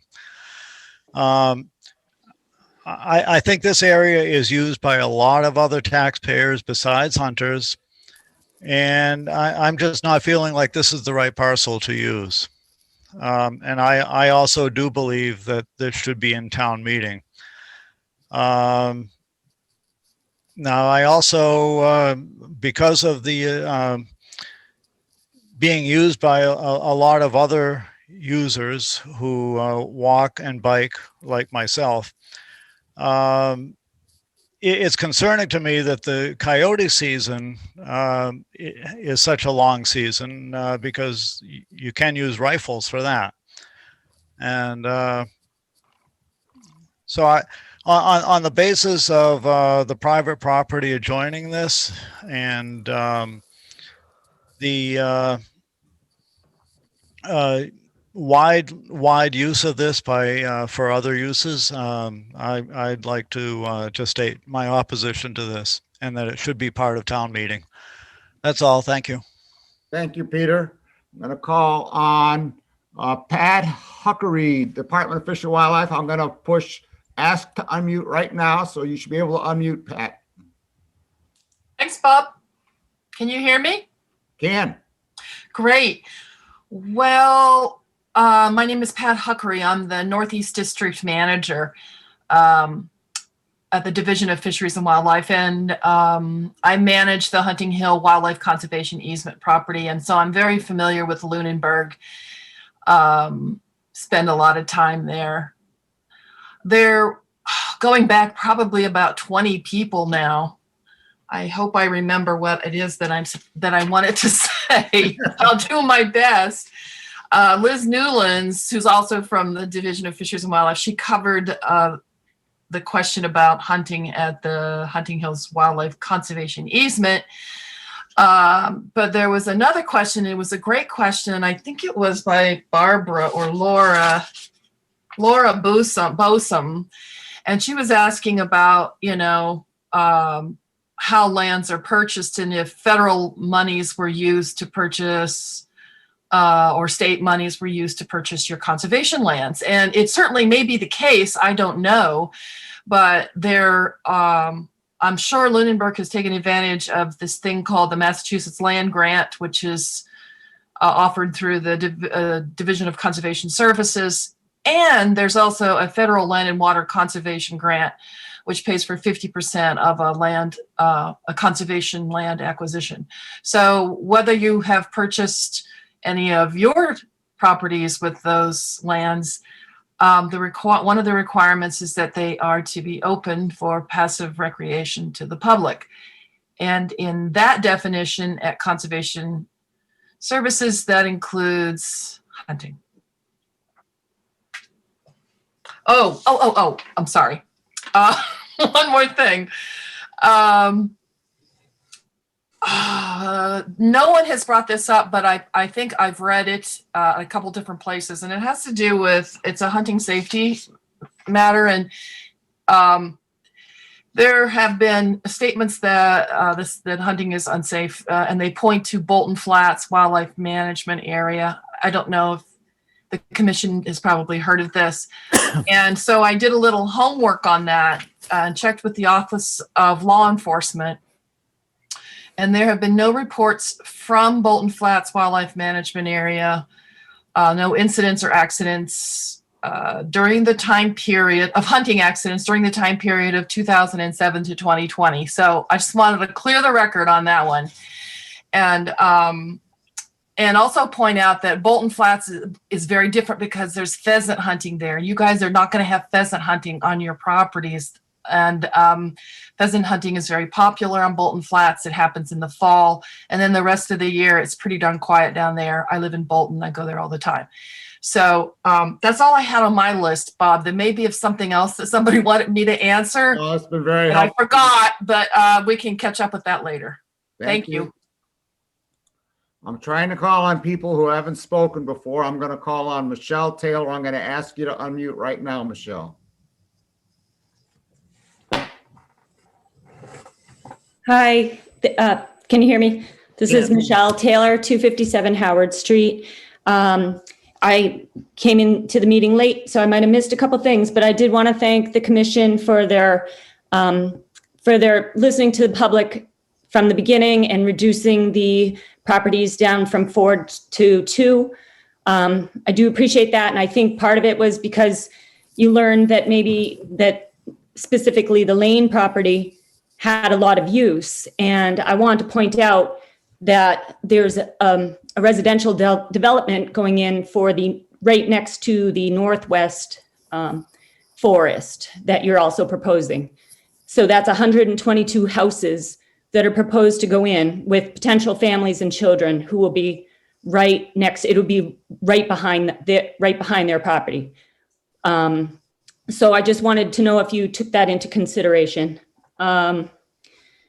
Also, specifically, what has prompted this? I know some people are saying that it's overpopulation of the animals, but I do think more information or more statistics for us would be helpful to see exactly, is that true? Is there no more animals in the hunting hills area? Is that why?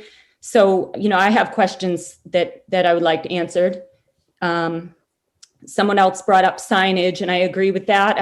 I'm hoping that there's going to be adequate signage if these properties do get opened up, and that those are my concerns. So I would like to hear more about those, and that's all. Thank you. Thank you, Michelle. I would just say that the commission is in the process of implementing a recreational trails program grant. And that recreational trails program grant will put a "You Are Here" map sign at the head of every trail and at the intersection of every trail intersection throughout town. And it's our intent to take, if the land is open to firearm hunting or bow hunting, to state that on those maps. Mr. Chairman? Thank you. Mr. Chairman? Jack. Yes, if you could just allow me to answer that question, as did Mr. Bursch. Basically, there was an article recently released, or last year, from the Worcester Telegram, and I'm going to grab a quick quote of it. But this is what they're saying, while most of the state now has the desirable deer densities to minimize tick-borne diseases, collisions, and plant damage, Martha Vineyard and Nantucket remain the only overpopulated area. Essentially, they also reported that deer hunting actually killed 6,149 deer. Interestingly enough, shotguns, buckshot, only killed 4,984 deer, as well as muzzle loaders killed another 2,600 or so. The interesting thing about it is they look at controlling the female deer population as a way of modulating what our overall deer population is. But right now, where we're sitting, the state has done a good job, and the populations are within what they would consider a reasonable norm. And basically, you can go check it out. And if I could put my stuff up there, I could give you the website and everything to go with it. But Michelle, hopefully that answers your question. And interestingly enough, deer hunt, in terms of hunting, the biggest accident ratio is not people shooting anybody, but deer hunters falling out of their deer, out of their roofs there. Thank you. Sorry, Bob. Thank you, Bob. Yep. Thank you, Jack. I'm going to call on Phyllis Luck. I'm going to ask you to unmute. Oh, Phyllis, you're already unmuted. Go ahead. Thank you. Via Zoom during a pandemic is not the time or manner into which to make such a significant change in the regulated use of Lunenburg's conservation land. What is the rush? Why now? When there was an interest in foresting Rob's Hill, it wasn't during the pandemic, Everybody from Rob's Hill came out, put up a big fuss, and the Conservation Commission backed right down. If this meeting was in person, there would be many people there asking you to not make this change. And the whole dynamic would be very different. It's very unfortunate that you're considering this now, and I would respectfully ask that it be deferred until the pandemic is over and we can meet in person to discuss this. Thank you. Thank you, Phyllis. I'm going to call on Tom Alonso. He has not yet spoken about hunting. Go ahead, Tom. Thank you, Mr. Chair. I want to thank everybody for their comments here tonight. I'll bring up just three points. Two of them I don't think anybody's touched on, but the first one is that other people have touched on is I'm not against hunting. I'm not against firearm use, but I do think that for whatever reasons people express that the use of many people of the conservation properties will be reduced because of some fear, whether justified or not, from people having firearms on the properties. And I think that goes against what the Conservation Commission has been trying to do in increasing the use of those properties over the many years. I know you have a trail plan and a trail grant open, Mr. Chair. I think those are great programs, and I think it would be counterproductive if people didn't use them, even though you put the money into it, because of the allowance of firearms on the property. So I am against it. I think I've said that before. The two things I want to bring up that are new is both of them are in 2.5 in the section about firearm hunting. First of all, after reviewing the conservation restriction, and we have two people on from the fisheries of Department of Fisheries and Wildlife and Mass Wildlife, but after reviewing the conservation restriction, it references that on the Hunting Hill property, that hunting is allowed, but they don't specify. I mean, hunting is a broad topic. We allow hunting already on all conservation properties. It's just not firearm hunting. You can go, as of right now, you can go bow hunting on any conservation property. I don't see any difference. I don't see any mandate there in the conservation restriction under which Hunting Hill operates that changes that. I don't see why it would be separated into a 2.5.1 and not added just as another third property under the general 2.5. And I would recommend that happen. Second, you do note in 2.5 that the Conservation Commission allowing firearm hunting would not preclude the fact that the select board would still have to approve any discharge of firearms on public properties. And I would assert that includes Hunting Hill as well. According to the Mass Wildlife Map, the only wildlife management area in Lunenburg is the one on Mulpus Road. That is the only one. The other one is a conservation easement, as was said by, I think, the representative of Mass Wildlife, Ms. Newlands. So I would recommend that be condensed and clarified and just streamlined, that section, that all three be listed equally, and that the same restriction be recognized, that anybody wishing to hunt, if this were to pass, would still have to get approval from the select board. And third, I would say that people have referenced here that the hunting, if you allow firearm hunting, well, hunting season, if you look at what's allowed, goes all year. There's hunting season for many things, for many species. Now, people can certainly say that, well, people don't do that. They don't really, not a lot of people enjoy that hunting of coyotes or pheasants or squirrels or whatever. The point is, it's allowed under the regulations as you've written them. If your intent is to allow what people use, the quote typical hunter uses hunting season for, which would be turkey and deer, probably predominantly, I would specify those as this by species or by season. So either the fall hunting season or you can hunt during deer and turkey season and make it explicit so people know when there won't be people with firearms hunting. I think that would add to a compromise that I see coming. Again, I'm against the change in general, but if there's going to be a compromise, I think we need to give people specification about when they should expect people with firearms might be in those properties. Thank you, Mr. Chair. Thank you, Tom. I'm going to call on Liz Newland, since she may have some actual new information to add here.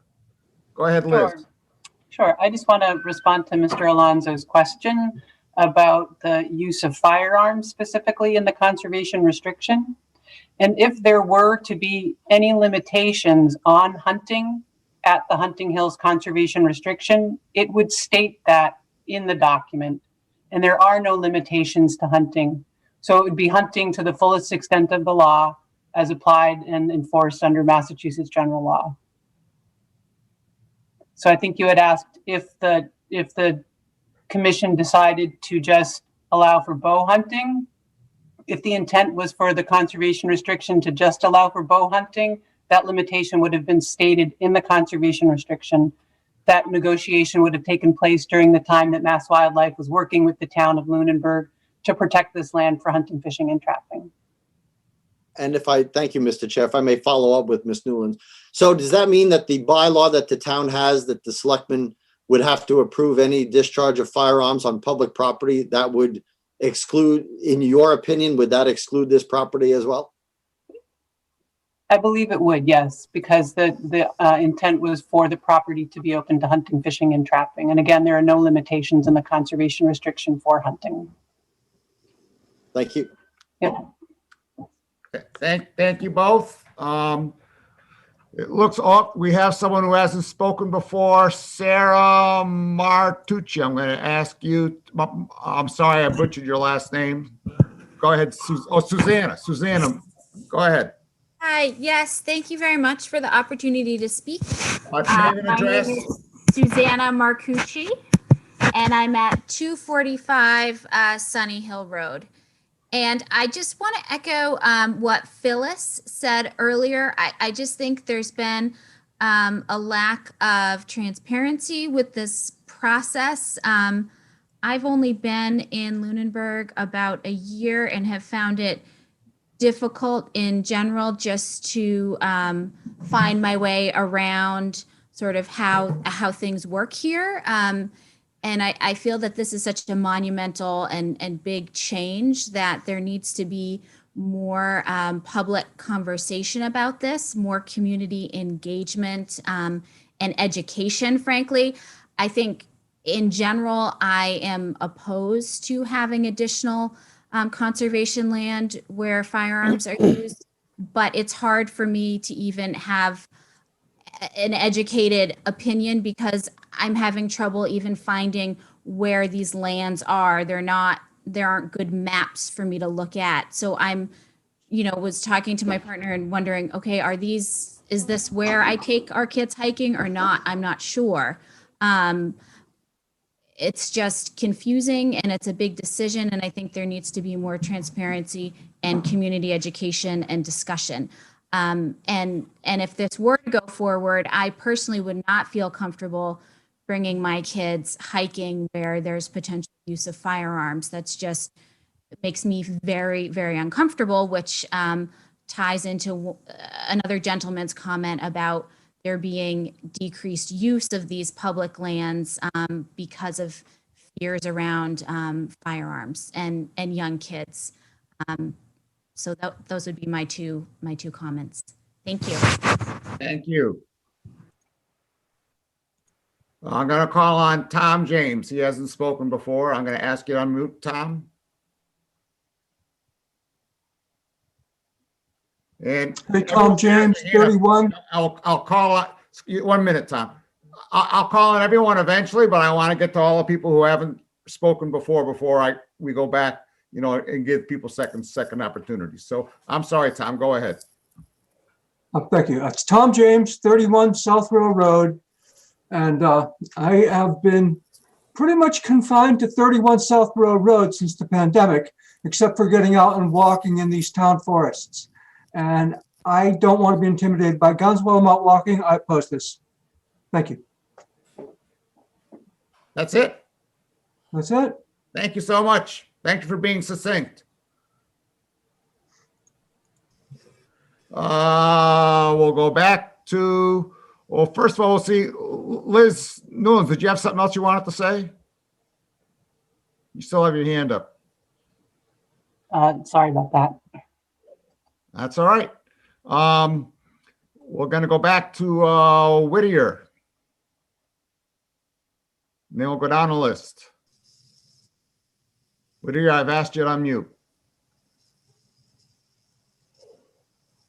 Go ahead. Okay. Hi, Todd Whittier again. I just wanted to comment on three points that I heard throughout the talk here. Someone asked about the money and where it comes from. She was a while back. I looked it up while I was sitting here. The Pittman-Robinson Act is what she was referring to. Yes, the stamp we all pay for as sportsmen when we get our license.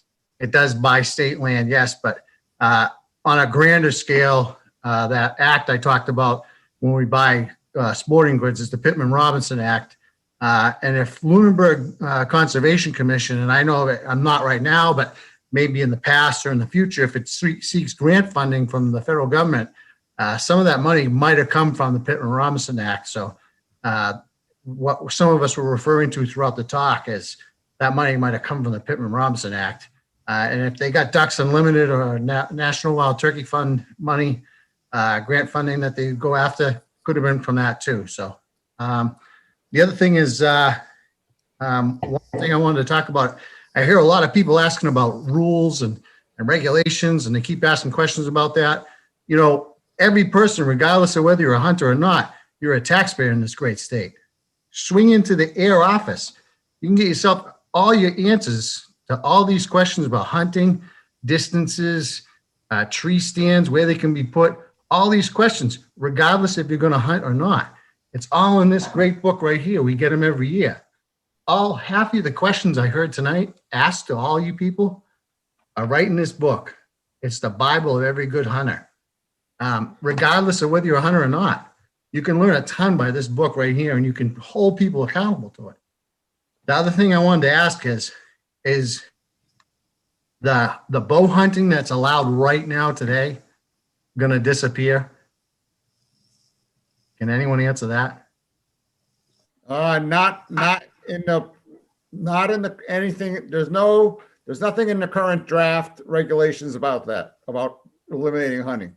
There have been proposals to eliminate bow hunting that didn't get sufficient votes on Cowdrey and on the Lane property, but they didn't get sufficient votes, in our past deliberations. But it's not over until the final vote occurs.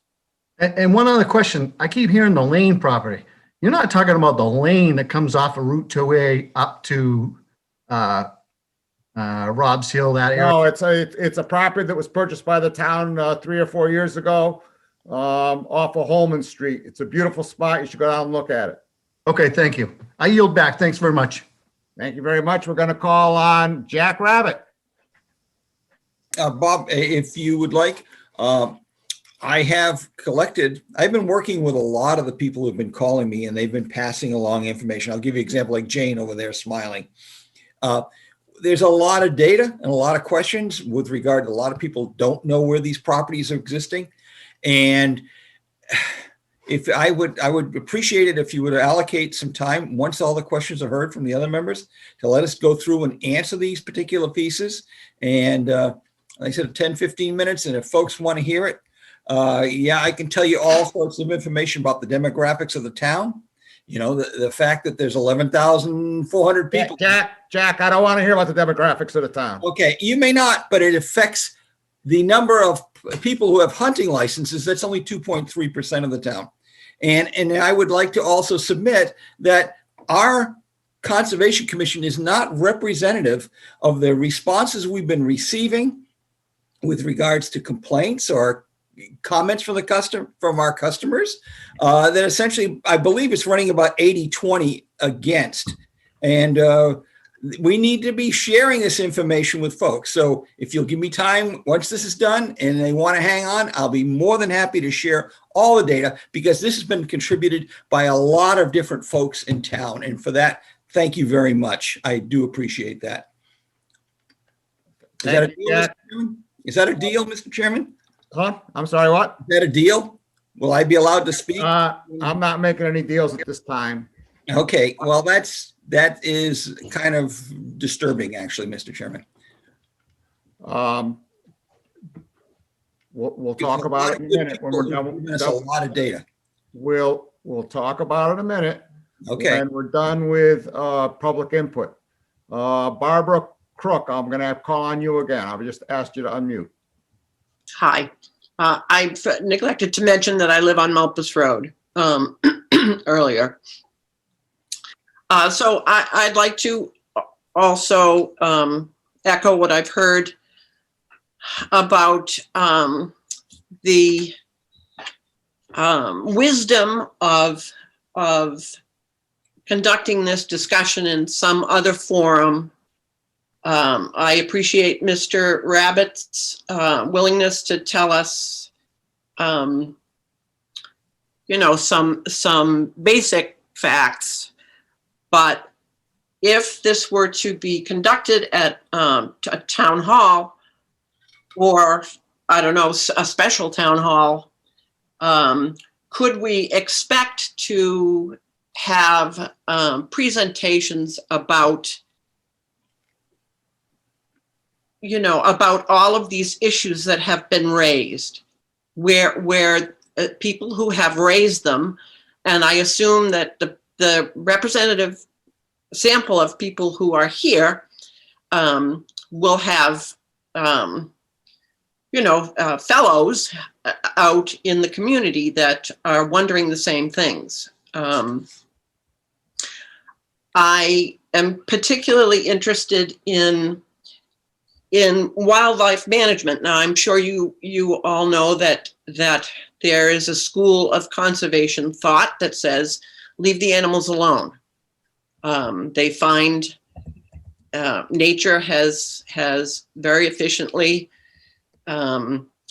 managed itself for, thousands of years. So I would like to hear a comprehensive rationale for this change at this time in Lunenburg. Not, I find it hard to believe that the wildlife population in this town, I live in a rural setting, and I don't see it. I simply don't see it. And I've walked in Cowdery for years and years and have not witnessed anything like that. And frankly, I'm on Nextdoor, and this has been a discussion on Nextdoor for a couple of months. And what happens on Nextdoor is, aside from the hunting discussions, people are hungry for glimpses of wildlife. People on Nextdoor post beautiful photos and videos of wildlife passing through their yards or wherever they see them. And there is nothing that garners more comment than those beautiful pictures of the creatures that we share our town with. And I think the rationale, if it includes wildlife management and culling of populations, I think that needs to be presented to the town with specific statistics for us, with some acknowledgement of the volume of complaints about overpopulation, I wonder if there is or have been any complaints about overpopulation. So I'm concerned simply that the various arguments that are always brought forward in favor of hunting are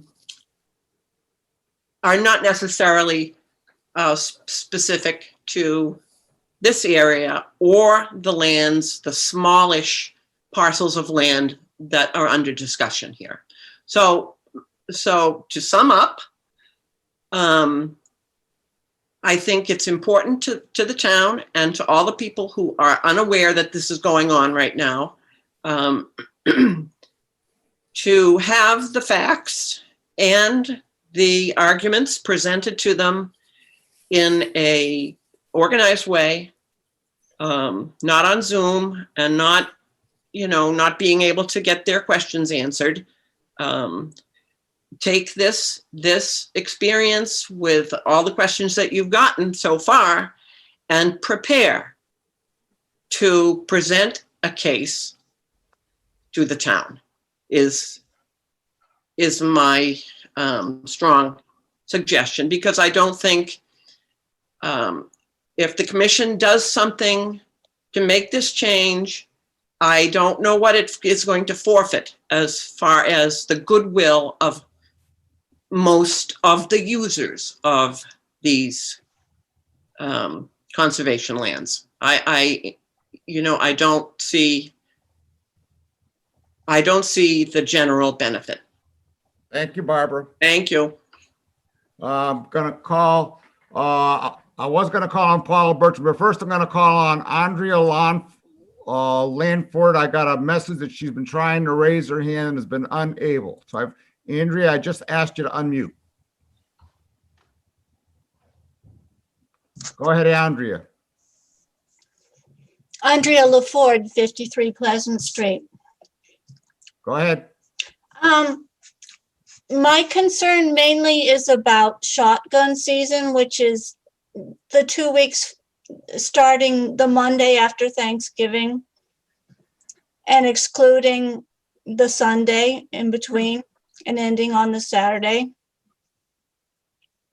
I was wondering if you had plans for that period of time in those 2 weeks to post signs on the two properties in question, Small Town Forest and Northwest Town Forest, at all the entrances, so that residents that visit those lands during that time would know that it's shotgun season.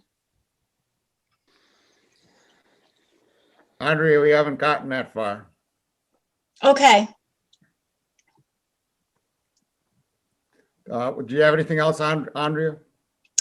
I just think it's a good idea because I think because when the bow hunters, they have to be closer to the deer in order to get them. And so at that distance, it's easier to tell the difference between a deer and a person. But the shotgun hunters, they can shoot from a further distance, so it's harder to tell the difference. So I would like to request that signage be put up during shotgun season in those properties, so people would be aware. Thank you. I'm going to call now on Paula Bertram. Thank you, Mr. Chair. Through you, I actually have a request for clarification from someone from Division of Fisheries and Wildlife. I thought I heard a statement that if a conservation land was purchased with a land grant, that it was subject to hunting. And as a member of the Land Acquisition Committee for both the Lane property and the Saliba property, I was not aware of that. Both of those properties were purchased with assistance from a land grant. And I'm really just looking for clarification on that requirement.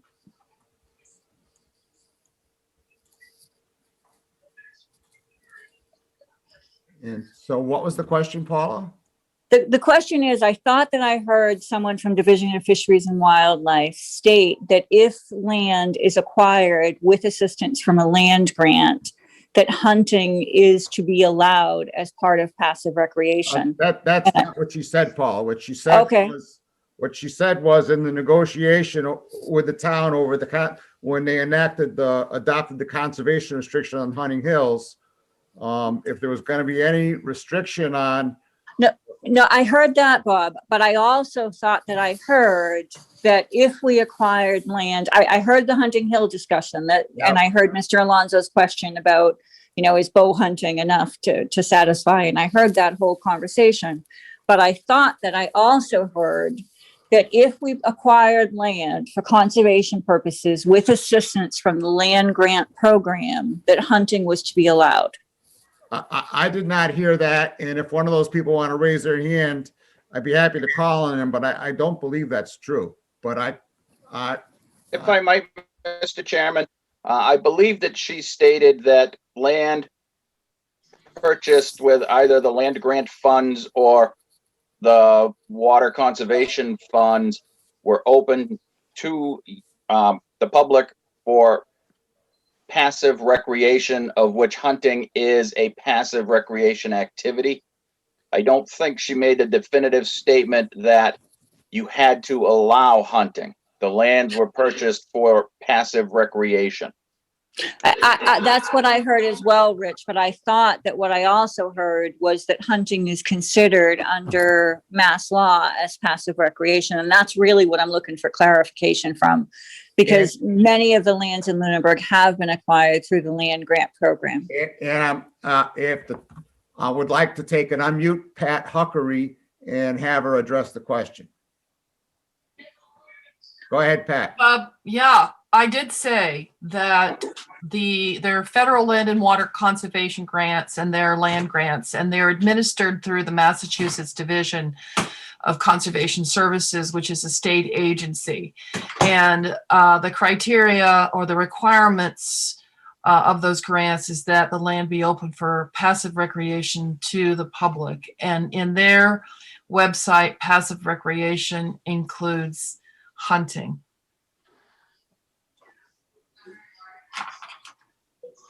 So I would just urge the Conservation Commission to look at the agreements that we have signed as a community, because that raises another whole potential discussion, because I know for a fact that several of the Conservation Commission parcels were acquired through land grants. And I would just comment that these regulations have been reviewed twice now by our town council,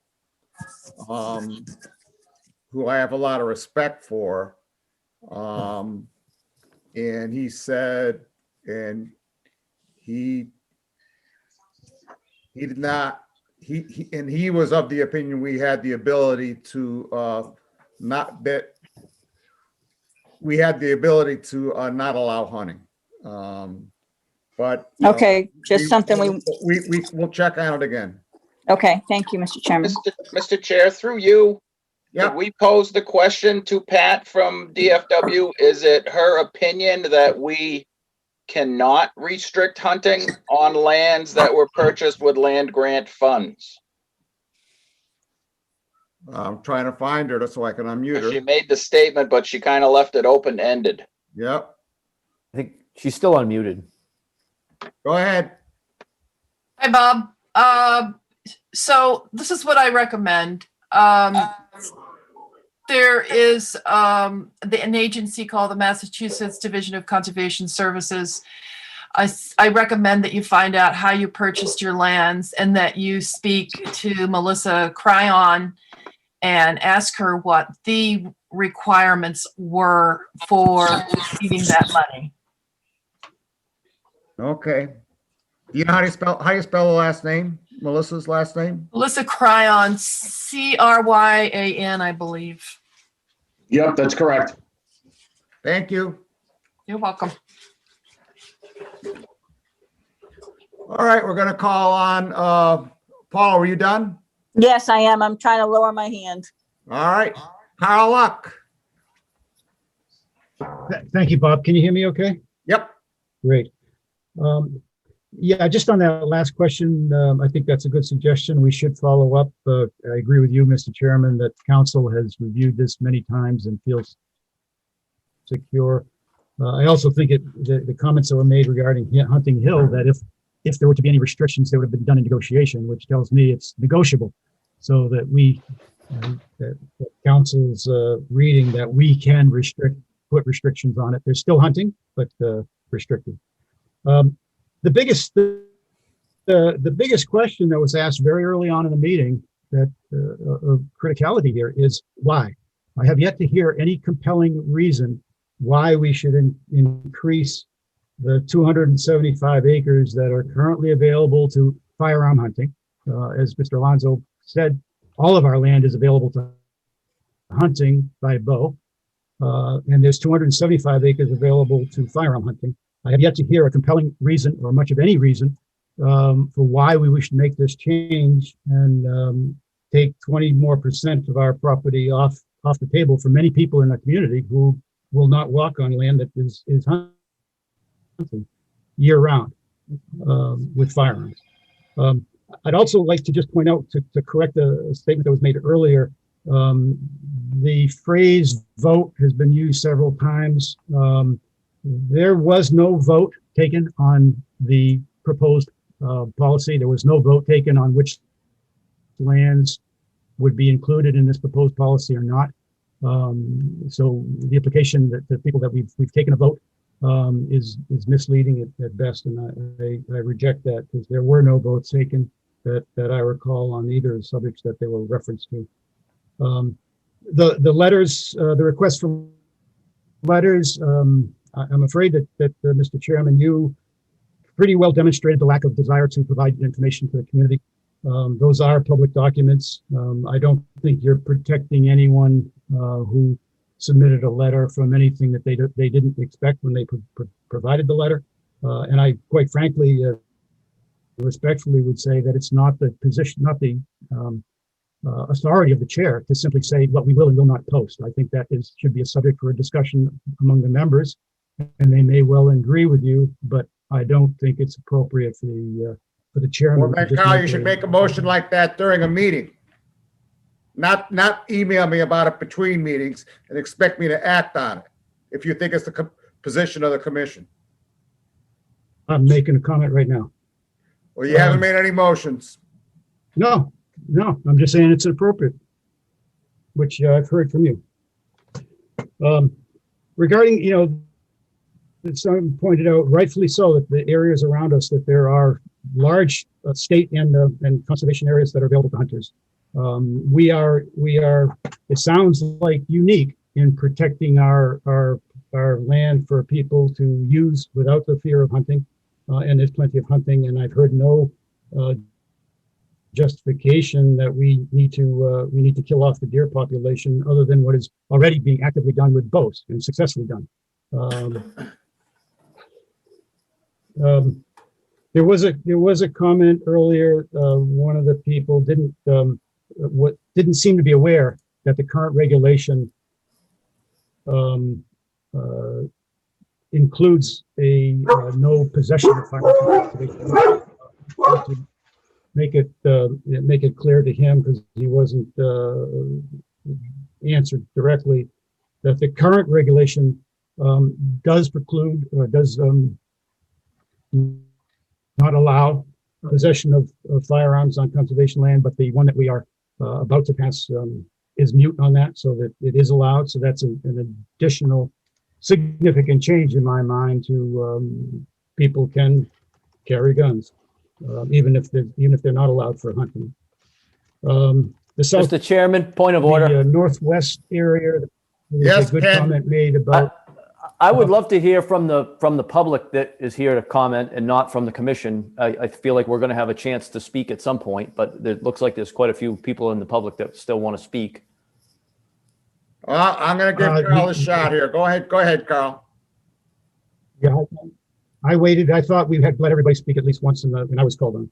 The northwest area, which is pretty isolated today, as was said, is now going to have over 100 homes developed, 120-ish homes developed, and that property isn't just abut it; it surrounds it just about. The development is a peninsula that goes into that property. So on three sides, it's going to have hunting if we allow that at that area. The other concern I have is that there are many other things that have been omitted that I think are important and have never been discussed openly in any length in the hearings. We are omitting the possession, as I said, of firearms. We're omitting the statement that hunting is not allowed on Sunday, which I understand hunters should know that, but it would be much better if the public would know that, so that they would at least know that it's safe to go out on Sunday and there should not be hunters. Not that there won't be, but there should not be. We've deleted the no hunting allowed within 500 feet or 150 feet of a road. We've deleted there's been an addition of a broad restriction for the use by organized activities on the property without approval. That's not in the current regulation. And now any organized activity is going to require approval from the commission. That, to me, Boy Scouts are organized activities. We've omitted the language on dogs. The current regulation requires that they not be permitted to run unrestrained. We've omitted that language. We've omitted the language that fire, grills, or fuel stoves are prohibited. That's been omitted. We've omitted that any behavior, conduct, or activity that infringes on others' undisturbed and quiet enjoyment is prohibited. We have eliminated that statement. We have eliminated the requirement that there will be no alcoholic beverages in glass containers are prohibited. And we've omitted under bow hunting. Bow hunting, we haven't touched the ability to do that, but we've omitted the requirement that tree stands must be removed by the end of the applicable hunting season. We've also eliminated the language that the BOS approval is required for the use of firearms on town property. I don't understand why. We've also added a new paragraph that's very specifically restricts organized groups from using the property without approval. So I think beyond the hunt, I think there are many things on hunting we haven't addressed. I think one of the big things that got mentioned just recently is that we really haven't had the discussion and planning if we're going to allow hunting on new areas. We have not yet had we've not addressed how we're going to post it, how we're going to notify people what the signage is going to be. And Mr. Chairman, in your own words, we haven't gone that far yet. And I think that far needs to be gone before this regulation would get approved. So I don't know what effective date you're envisioning that this thing, that if a vote were taken tonight, which I hope it's not, of when the effective date would be. So give us the time to do the proper signage, do the proper education, get everything in place and deal with who's going to administer this and enforce these regulations. And I think that's going to be ultimately our responsibility if we go this direction. So that's it. I appreciate the time, Mr. Chairman. Thank you, Carl. I would just say for those people who are listening at home, the way these draft regulations were developed was we took and we went through the language and we took a series of straw polls. So they weren't formal votes, but still either they garnered the support of a majority of the commission or they didn't. So while we haven't had any formal votes with motions and seconds, and roll call votes, over Zoom, we have had a long series of straw polls And most of the stuff that Mr. Luck just mentioned that was omitted as a result of straw polls. So it's not omitted because, we just forgot to include it. It was omitted because they were laws that were found elsewhere, and it was felt they were redundant, to be included within our rules. I'm going to call now on whoever. I could follow up. Go ahead. Just one point. Sure. Problem in the process, and thank you for clarifying that, because that's exactly what happened. The problem when you have a straw poll versus a motion and a vote, the straw polls that we had almost never got any meaningful discussion. A vote requires open discussion on the motion, and that is what was missing. So there would be a suggestion, there would be a straw poll, and we'd move on. Thank you. Thank you, Carl.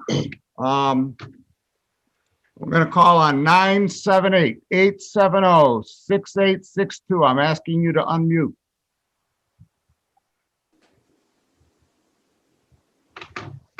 Go ahead. Name and address.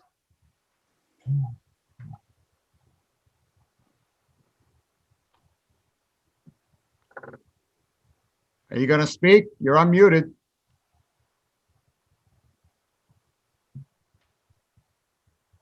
Going once. On to Ted Turner. I'm going to ask you to unmute. Go ahead, Ted. Thank you. My name is Ted Turner. I live at 322 Northfield Road. I'd like to thank the commission for having what seems to me to be a very thorough discussion on this. I'm in favor of hunting and in favor of increasing the ability of hunters to recreate passively. I have just 3 comments, and my comments are directed to some of the arguments that we've heard tonight. One argument that we've heard tonight is that I don't mean to be insulting, but sort of the sad stories argument. Sad things happen. The vice president shot a trial lawyer. Some hunters got lost and thought they were in Townsend and they were really in Lunenburg. Those things, while regrettable, are extremely rare, and they're tough situations. And I think there's a maxim in law, which is tough situations make bad laws. You make laws for what normally happens. I know, huh? I am shocked. And the second comment that I'd like to offer is I've heard many, or at least several people tonight say that if there's hunting on these public lands, that they'll be afraid. They won't feel safe to go there, and maybe with their children or their grandchildren. And this fear is in the face of statistics which show that it's safe. And so then you say, well, what's the solution to the fear? Is the solution to the fear to deny hunters their right to hunt on town lands? I think that's unreasonable. I think a better solution to this unreasoned fear is education. So if the statistics say it's safe and people are still afraid, then maybe they haven't been educated about the statistics. That's my second of 3 points. My third point is, as lawgivers,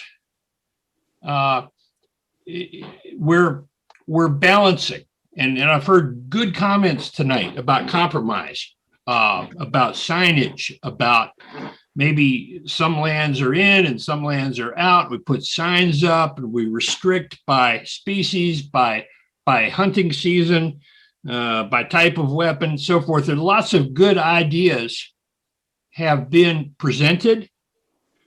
But a bad idea or a bad argument that I think I've heard tonight goes something like this. Hunters are only 20%, is 80 to 20 against.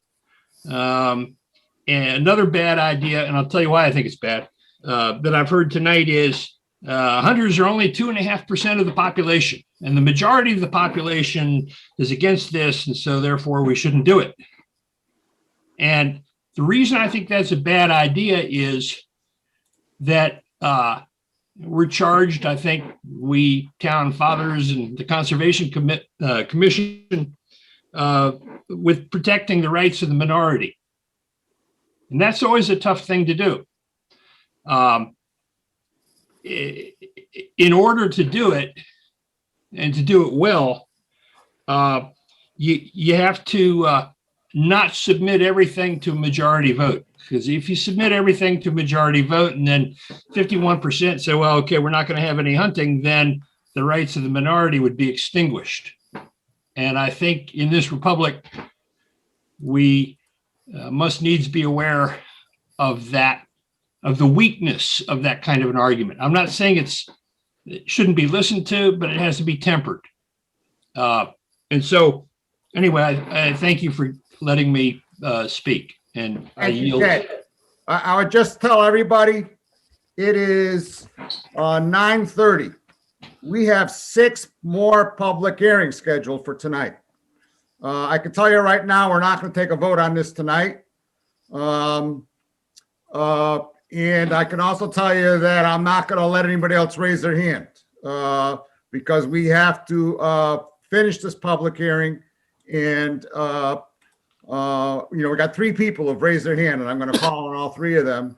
But I'm going to bring this public hearing to a close after these 3 people and move on to the next public hearing. So with that said, we're going to call again on Tom Alonso. Surprise. Very, very quick, just a follow-up to the legal question. Mr. Chair, you said you submitted this and town council has reviewed this several times. And even today you received a response back from him saying that it's incomplete because he hasn't gotten the full details from the Department of Fishery and Wildlife and their legal department on the Hunting Hill question that you posed to him. That's because there's a lot of overlapping jurisdictions, and he did say excuse me? Go ahead. So there were overlapping jurisdictions that he needs to resolve on this, but I would point out from a previous comment that on MassGov for Mass Wildlife properties, they indicate under their wildlife management areas that they make the explicit comment that hunting is available and you can hunt on WMAs regardless of the town firearm laws. Those are for WMAs, but they do not have the same comment on the WCEs, the conservation easements, which leads me to believe that there is overlap, especially since we're under a home rule charter, that those areas may not be able to supersede town firearm bylaws. And I just want to bring that up to people, that this is an area we have to fully flesh out with town council and all the other councils of the departments of the state. I just wanted to bring that one piece up. Thank you. Thank you, Tom. Lisa Lento, I'm going to ask you to unmute yourself.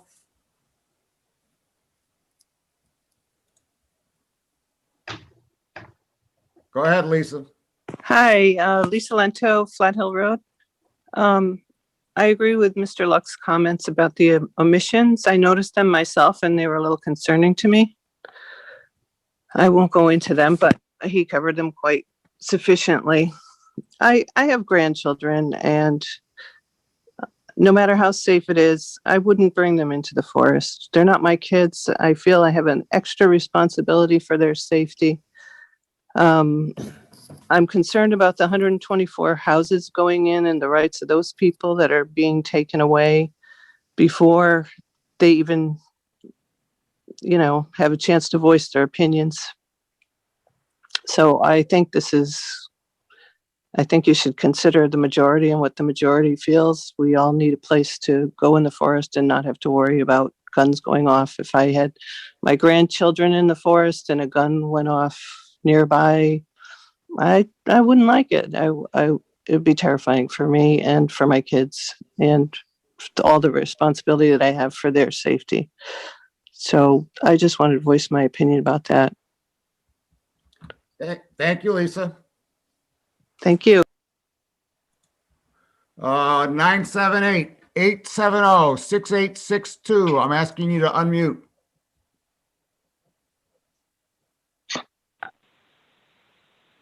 Go ahead. Name and address. Hello, Steve Weaver, 288 Holman Street. Go ahead, Steve. Okay, there's a couple of questions that I have. The wildlife personnel will not be policing our conservation land, and that burden then becomes part of the our police department to police.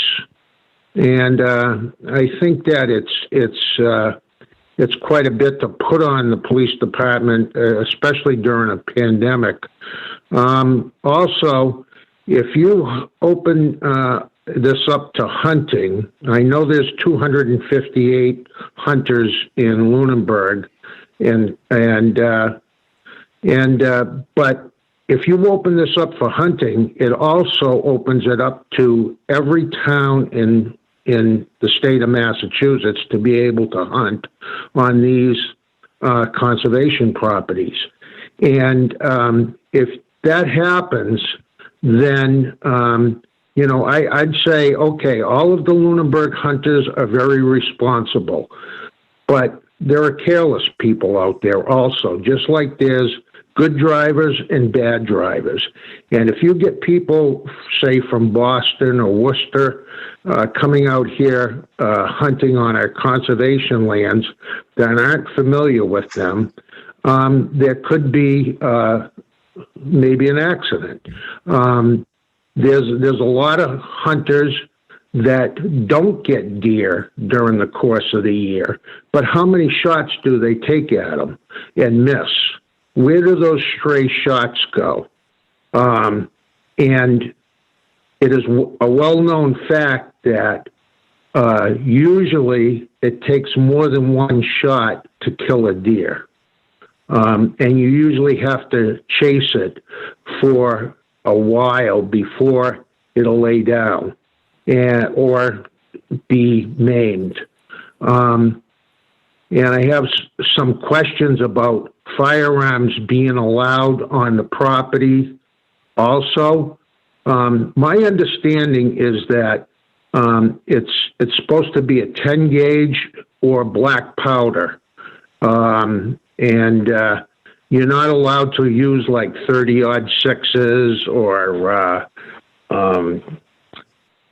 different type of assault weapons or any other type of a pistol or anything like that in the course of hunting. So, and who is going to police that? I think there's a tremendous amount of questions, and with the safety that needs to be involved in this, I had a friend that was killed by a hunter. He was walking his own property and he was killed. So I understand, how accidents can affect a lot of people. And I think that, that it should definitely go to town meeting. Thank you. Bye. Thank you. I noticed we have one more member of the public that raised their hand. I'd just like to remark, there's 7 members of the Conservation Commission. The intent of tonight's meeting was to take and hear from the public. 2 of the members took and use this public hearing, to take and push their particular point of view. And 4 of the members took and use it as a listening opportunity, which was what it was intended for. Going to call now Tanner, and Tanner is going to be the last person tonight. I'm cutting it off. Tanner, I've asked you to unmute. Go ahead. Okay, can you hear me? Yep. Just a quick comment, not to get into the details of pro-hunting against hunting, but in my opinion, I'd like to see the commission consider extending the public hearing to allow further public comment and the introduction of any relevant information that you need the answers to before you take a vote. That's all. Thank you. Thank you, Tanner. With that, I'm going to end this public hearing for this evening. And I'd like to move on to our next public hearing. We'll have to schedule a workshop at a future meeting, probably our Mr. next Chairman, a meeting. point of order. Go ahead, Carl. I believe we have to either close the hearing or continue it, in which case I would like to make a motion that we continue the hearing until March 17th, and that in the interim, we put all of the communication received up to that date on the Conservation Commission website, so the public has it available. Do we have a second for Carl's motion? Second. I second that, Bob. Thank you, Jack. So we have a motion that has 2 parts to it. 1, to continue the public hearing, and 2, to put everything up on the, put all of the letters up on the website. Roll call, any discussion? Mr. Chairman, I guess just a procedural question, through you to Matt. I don't have a problem putting the letters up. I think, it's as we've stated, it's public information. I just don't know the mechanics of that, how that would get put up on the website if it's feasible. Just so I don't know if Matt knows the answer to that question. I would suspect the easiest way to do it would be to concatenate them all into one humongous PDF and post it. Actually, what I have on the commission's electronic meeting binder, commonly known as the cloud, is a series of PDF files with every letter in it. I can combine all of those into one file, which then the file can be posted onto the website. As letters come in, the folder would have to continually be updated. The way it's working right now, if anybody wanted copies of those letters from the public so they could review them, they could simply send me an email and I would send them a link to that section of the cloud where they could view and download the letters at their leisure. This would just basically take that and transfer it to the website so they wouldn't have to email me. Okay. I guess I don't have a problem with, the motion that Carl's presented. I think we can put it up there. It's not going to do any harm. Thank you, Ken. Any other further discussion before we take a vote? Mr. Chair, the date of March 17th, I have a problem with that in that we have to have the warrants in to the town by the 15th of March. If we are going to take this to town meeting, we won't have a chance to have this discussion. Take what to town meeting, Jack? Pardon? Take what to town meeting? A warrant. A warrant for what? What? A warrant for what? I'm seeking a non-binding resolution from the town to the Conservation Commission with regard to their desires specific to hunting and firearms. Now, it would be my hope that we could actually have that another special meeting or something, but to wait until after the 17th, that would lock us out from requesting that. So you want to Mr. take the Chairman? authority given to us by the Massachusetts legislature and turn it over to town meeting? No, I want the town to pass a non-binding resolution directed at the conservation. We have a motion and a second. Any further I would discussion? like to amend that motion to include essentially creating a warrant for the town to have a discussion on town floor. And a vote. I think that needs to be a separate motion. We have a motion. It's been seconded. Looks like Richard has some comment. Richard? Go ahead, Rich. Rich?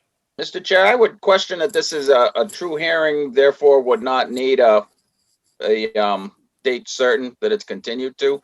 It's Oh, I listed as- agree. I agree with you. Listed as a forum, so I would. This is a courtesy to the public. This is outreach to the public. It does not need to follow all the typical, it's not really a public hearing. We're not required to have this public hearing. There's no legal requirements for it. We're doing this because we're trying to be inclusive and inform the public. But I agree that a motion isn't required. I don't think there's any harm in the motion, but I don't think a motion is required. Yeah, therefore I would not be in favor of a date certain in the motion. Thank you. Thank you. Any other further discussion? Hearing none, roll call vote. Ken Jones. Aye. Rich Birsch. No. Katie Childs. Katie, is Katie muted? Yeah, she's muted. Oh, let me unmute her. Probably her dog's been barking. Aye. Thank you, Katie. Carl Luck. Aye. Jack Rabbit. Aye. Jeff Viviano. No. And no for myself. But it passes. It passes 4-3.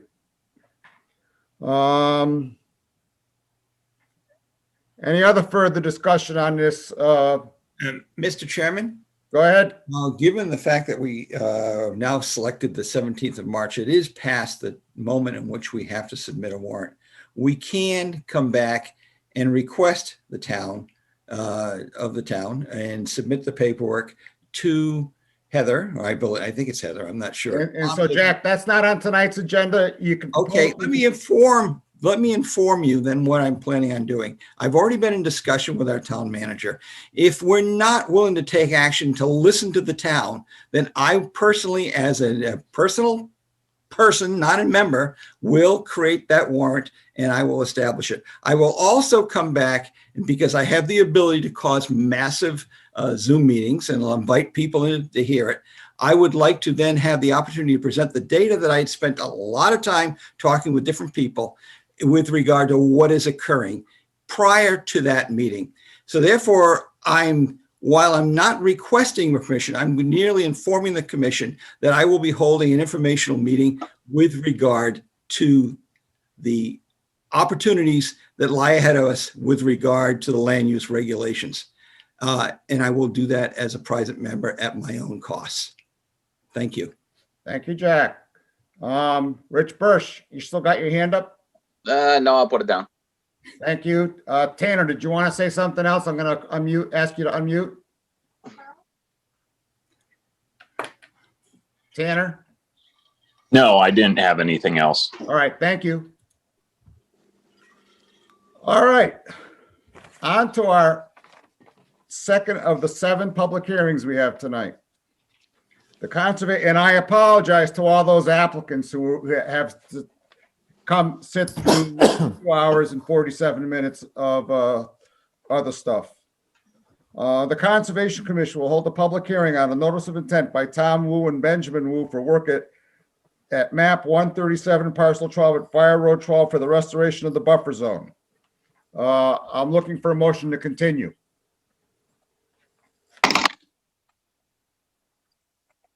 Do I have a motion to continue? So moved. Do we have a So second? Second. All right, roll call vote. Ken Jones. Aye. Rich Birsch. Aye. Kitty Childs. Aye. Carl Luck. Aye. Jack Rabbit. Aye. Jeff Viviano. Aye. And I for myself. The Conservation Commission will hold a public meeting on a Request for a notice of intent by Proctor Masonry for 203 Fire Road 16 for the construction of replacement retaining walls and removal of trees affecting the current wall structure. Matt, is Matt here? Matt, can you raise your hand? Aha, there he is. I'm going to ask you to unmute.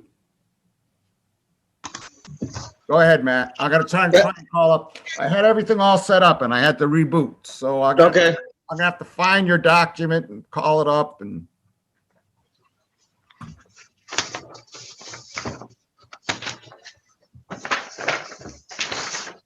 Let's see. This is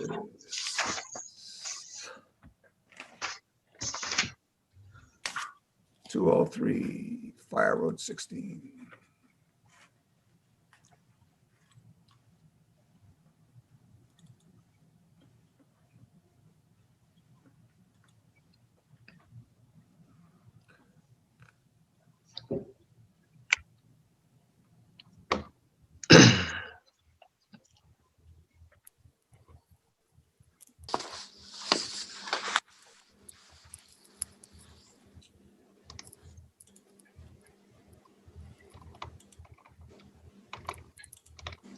You look nervous. Don't worry.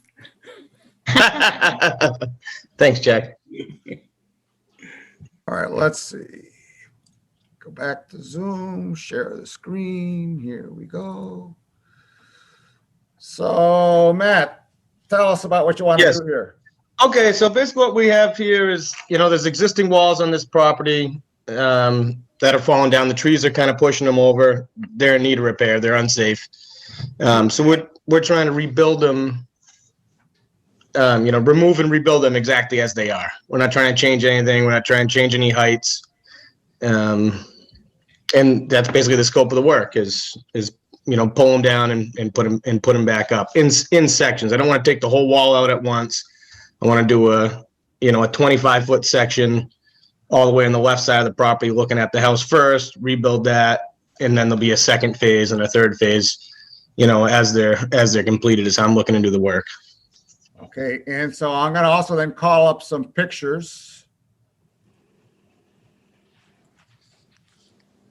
Well, here's some pictures taken by some of the members during a site visit. Okay. So here's the first one. Here's another one. Here's another one. Here's another one. Here's another one. Showing the cracks in the wall. Absolutely. Showing the trees.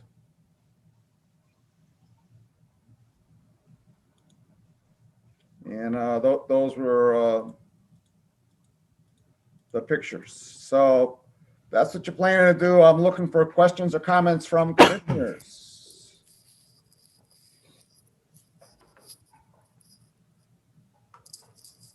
Mr. Chair, if I may. Go ahead, Carl.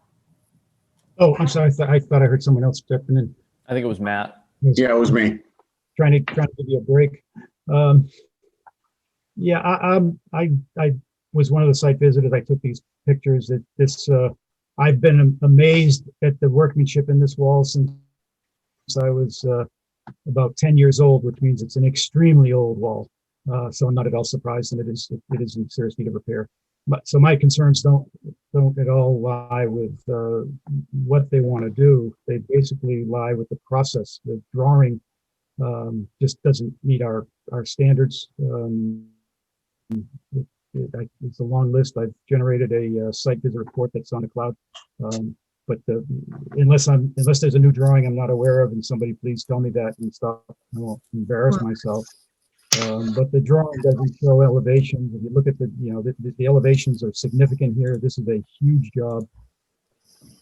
And we really need, if not engineered, it's certainly a more detailed drawing that shows elevations and what kind of erosion protection and all of the things we normally see. So I'm not sure, Mr. Chairman, how much we want to go in. I can go through the site visit report if you like, or we can listen to other commissioners, but I think the application itself is needs a lot of work before we can, seriously entertain this. I have concern, and I'm not knowledgeable. One of the concerns that maybe someone here, or maybe we need some engineering input. Some of these sections, this one that you're looking at right here, appear to be over 4 feet tall. And even if they're not, and it doesn't show in this diagram, there are step walls that are, go up 3-4 feet, and then you step back a foot, and then you go up another 3-4 feet. So in essence, we're looking at a very tall wall here. I can't imagine that we can, really review this properly without an engineer drawing. Mr. Chairman, if I may. Go ahead. DEP also submitted comments that I've emailed to the applicant that essentially say some very similar things to what Carl just said. And essentially what they're looking for is an engineered plan. And because of the complexity of the project, the DEP is now asking for an engineered plan. So that needs to be taken into consideration by the applicant on this one. Okay. And I forget when they sent it out. I think it was just late last week. So Matt, it sounds like, your client here is going to need to hire an engineer to do an engineered plan. Okay. I mean, like, I don't know if you saw that work Brett Ramsden did over on Hemlock. Yes. I mean, he had to hire an engineer for that plan. Sure. And that wasn't as high or as complex as this. So the other thing I want to talk about tonight was trees. I mean, you got some pretty big trees here, and it looks like the trees are just contributing to the breaking down of the wall. And I wanted to have a discussion among the commissioners about, we have this tree replacement policy, so you got these huge trees that obviously are gonna have to come down for this work to proceed.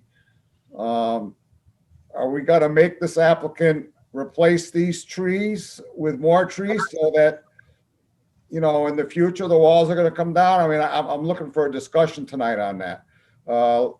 Jack, is that why you have your hand up, or you have your hand up for something else? Well, I was just going to build on that a little bit, Bob, but the trees were my question in terms of what is the strategy around those trees? Is the intent to try and leave them there and build a wall around such that the root system wouldn't kick the wall out? But the reality is the trees are also holding the hill up pretty good. And so how are we going to handle that? There's no question in my mind that wall does need to be replaced. It's failing. And I want to hear what the experts are thinking. Matt? Well, so yeah, but the trees need to be removed to do the work. I think a lot of those trees are certainly pushing the wall over. Those trees were probably very small when the walls went in. So the wall was doing all the retaining before those trees were there helping do any retaining on that bank. And now they're just causing damage at this point to the walls. So I think they need to go, and then, just be looking to the advice on your behalf, on the committee's behalf, on what you're looking to have go back in there, whether maybe it could be, a smaller shrub or something that won't grow as massive and, work against the walls in the future. Hey, Matt? Yes. Which Matt? I'm sorry. Conservation Matt. How's that? Okay, so that would be evil Matt. Good Matt is the applicant. I'll go along on that one too. Anyway, you had pointed out that there was a town that has actually come up with a kind of a formula for the trees in which you kind of supplement shrubs like junipers and other things like that in place of the trees. Is it kind of an area that you had described? Well, there's a couple of towns that have done it, Concord and Bolton. Yeah. But in order to go through some of those requirements, we're really going to have to see an engineer plan on it based on your question, the replacement, and the DEP's comments. I mean, the DEP's comments were almost identical to the issues that Carl and I had discussed on site and that Carl summarized in his report. Right. I know in the past we've allowed people who have had trees in awkward positions like this, where we have allowed them to put bushes and shrubs and boxwoods and things like that. Yeah, you'd want them to plant it like 5 feet off center, Yeah. which is the formula Concord uses, and Bolton uses they have more of a policy than anything else, but it's very similar. In fact, I know you guys allowed me to do it on my wall, but that was 100 years ago. So, right, Rich? Where'd he go? Any other comments from Commission? Richard Birch. Yeah, I did have a couple quick comments. Number one was you had made reference to the drawing that Brett Ramsden had submitted. And I don't think the engineered plan the DEP is requesting is of the same caliber as that. That was more of just a placement plan. I believe we should be looking at a structural plan to make sure that the walls are put back and are structurally sound. I agree, Rich. In construction and placement. So I just wanted to clarify that we're not looking for a placement plan. We're looking for a structural plan. And the second part to the trees themselves. Now, one of the big things and the reasons that we want the trees to be replaced in kind, especially in the 30-foot no disturbance zone, is for the canopies. So yes, I mean, in some instances, we do allow some planting of smaller scrub and things like that. But I do think we need to take into consideration the overall canopy within the no structure zone and over the water, if there is any. Unfortunately, I was not on site. So I think once we get the engineered plan, and we should be taking the canopies into consideration on how to retain as much over time as possible or replace as as we can over time. Thank you. Thank you, Rich.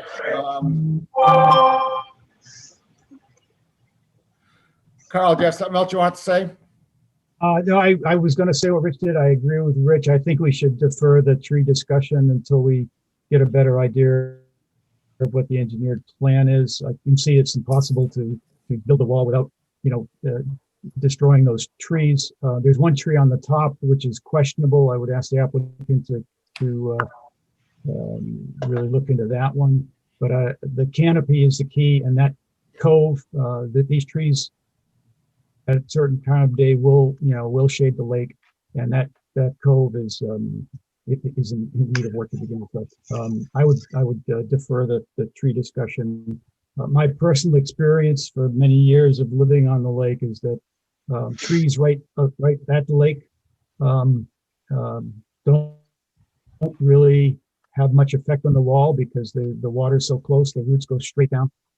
So I think it is possible that we can get some tree replacements. Thank you.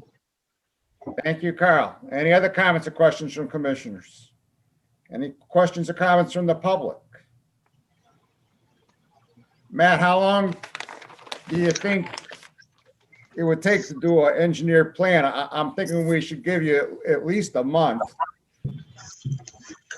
Yeah, I guess that all depends on how tight, someone's schedule is. I think I possibly could have something in 2 weeks, but if a month is the next meeting, the next meeting's in 2 weeks. If you think it might be possible, we can continue it for 2 weeks, and if you don't have it, we can continue it for 2 more weeks. Yeah, I think I could potentially have it in 2 weeks.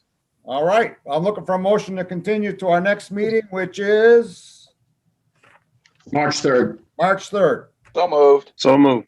All right, motion is seconded. Discussion. Carl? I think 2 weeks is too soon, and the reason I admire the spirit, and I don't want to hold up. If they can get the plans in 2 weeks, that'd be marvelous. But if we get at that rate, we will get the plans just before the meeting, and I think we need to have the plans in time to have a site visit. And I don't think a week and a half is really very realistic to get the level plans we're looking for. So I would propose I would move that we amend that to the March 17th meeting or the one after that. Mr. Chairman? Only with the applicant's permission. Yep. Jack? Sure. A question to Matt. Matt, are you dependent on the drawdown to be able to get to the base wall? No, I'm not. No, I'm not dependent on the drawdown. Okay. The high water level still is probably about 15 feet back from that lowest wall. Okay. Yeah, that particular wall isn't a wall that's in the water. It's not a shoreline wall. You couldn't tell with all the snow, right? Hey, Matt, how do you feel about changing the hearing date? Yeah, if the commission wants more time to look at the plans once they come through and wants to have another site walk. Carl is right. Normally, we would want to have the plans on the Saturday before the Wednesday, so that really does only give you a week and a half. Sure. Yeah, okay. I mean, we can go to the 17th then, if that sounds like that's the time we need to get it through to everyone, then that's fine by me. Are we gonna amend that motion in second or not?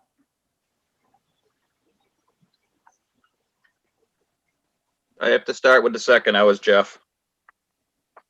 Jeff? Yeah, I would accept the amendment to the motion. Yeah, and I would also. All right, so now we have a motion on the floor to continue it till the 17th. Hearing no further discussion, roll call vote. Ken Jones? Aye. Rich Birch? Aye. Katie Childs? Aye. Carl Luck? Aye. Jack Rabbit? Aye. Jeff Viviano? Aye. And I for myself. Thank you. Very good. Thank you. All right, sorry I had to wait so long. That's okay. Thank you. The Conservation Commission will hold a public meeting on a request for a notice of intent by Brendan Laughlin, I think, for work at 224 Townsend Harbor Road for the construction of a septic system repair. Is there someone here representing the applicant? Can you please raise your hand? Actually, you skipped one. Did I? Who did I skip? 36 Cushing Lane is next. Oh, so sorry. I saw Proctor Masonry at the top and I thought, oh, we already did that one. Yeah, Matt's doing a two for tonight. All right, let's go back. I'm so sorry. We're not going to open Mr. Laughlin yet. The Conservation Commission will hold a public meeting on a request for notice of intent by Proctor Masonry for work at 36 Cushing Lane consisting of construction of a driveway. Matt Proctor. You still with us, Matt? I'm home. No, somebody got his phone number. Call him. Oh, here he is. Matt, I'm going to ask you to unmute. Yes. All right. I'm back here. Thank you. All right, good. My mistake. That's okay. Go ahead, Matt. All right. So yeah, 30. Let me call up the plan. Great. Put it on the screen.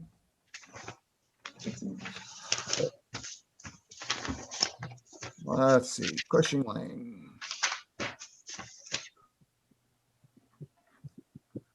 Let's go to 75%. Yeah.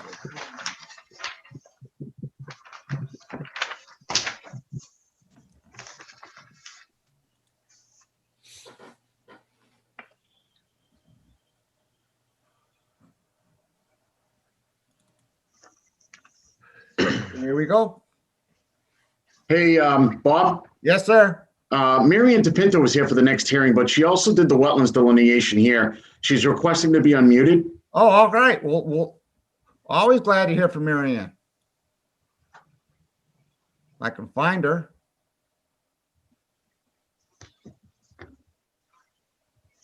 Oh, there she is. I just asked her to unmute, so she should be able to unmute herself. There we go. All right. Just in case you had questions for me, I did the wetlands delineation when there wasn't any snow. So. All right, Matt, tell us what you're going to do here. Okay, so basically it's a shared driveway right now to these two homes, and we want to break off the existing shared driveway and come around to give the house in the back 36, its own sole access to their home. So we're looking to, remove a couple trees, of course, remove some small brush, strip some of the organic soil and just put a gravel, completely permeable driveway in. So the entire driveway would be gravel. Yes. And the intent is to get the driveway onto the person's own land rather than have it on their neighbor's land? Correct. Questions or comments from commissioners?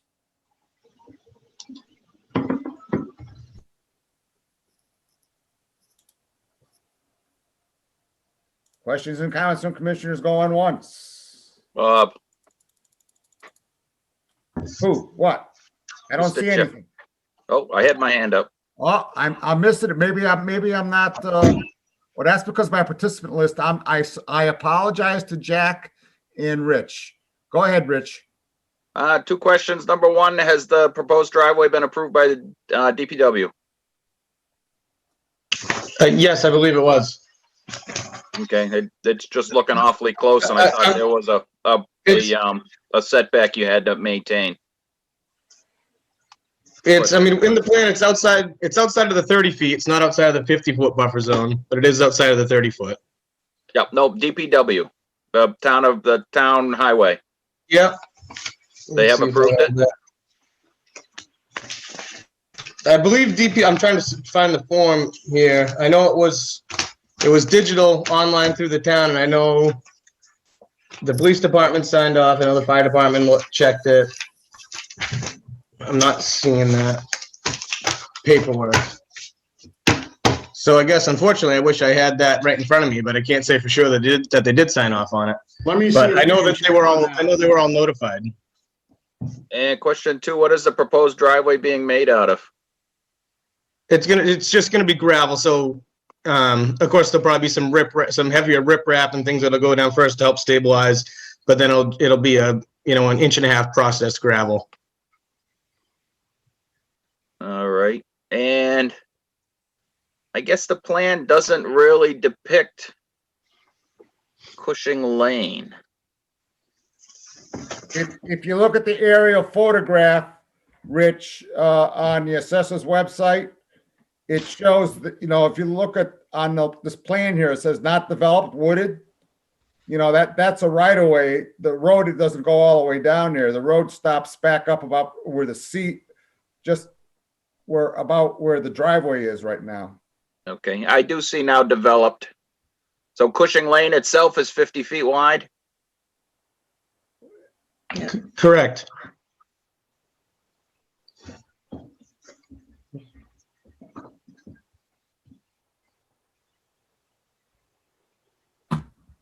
Okay, and I have no more comments. Okay. As long as it's been approved by the DPW. Matt, how you doing on looking that up? I'm trying to find it now. Just give me 1 sec. All right, we'll take your time. Are there any questions or comments from the public? I guess I had one more quick question. Go ahead. Why wasn't it put in as a separate driveway when it was developed?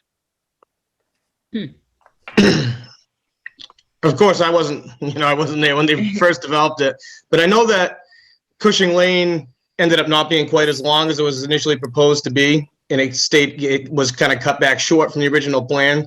So I think the builder just kind of squeezed it in with the other one, because I'm sure, path of least resistance, 1 driveway instead of 2, would be my guess. But of course, I don't know why they chose to do it this way.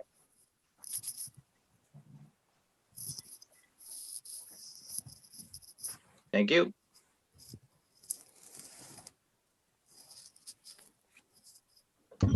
I have a quick thought. Go ahead, Mary Ann. Thank you. If you can't seem to find the DPW information at this point, you could always put a condition that DPW has to approve it before work can commence. Yep. Nope, they approved it. Oh, good. You got it. It was approved on the portal without comment. All right. So hearing no further discussion, this is a notice of intent. Do we have any does that have a DEP number, Matt? Yes. Yes, it does. Score. All right. So I'm looking for a motion to approve. I would make a motion to approve with the condition that the driveway within the 100-foot buffer zone is to be gravel. All right. Do we have a second? Second.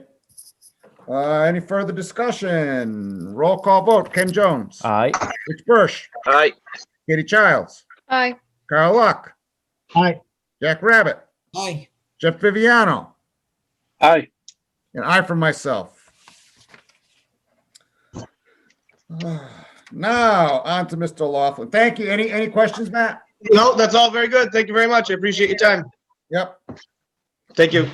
The Conservation Commission will hold a public meeting on a request of notice of intent by Brandon. Let's stop the screen share. Yeah. For work at 224 Township Harbor Road for the construction of a septic system.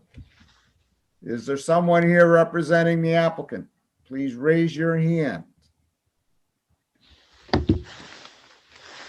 We're waiting for Doug Smith. I've texted him.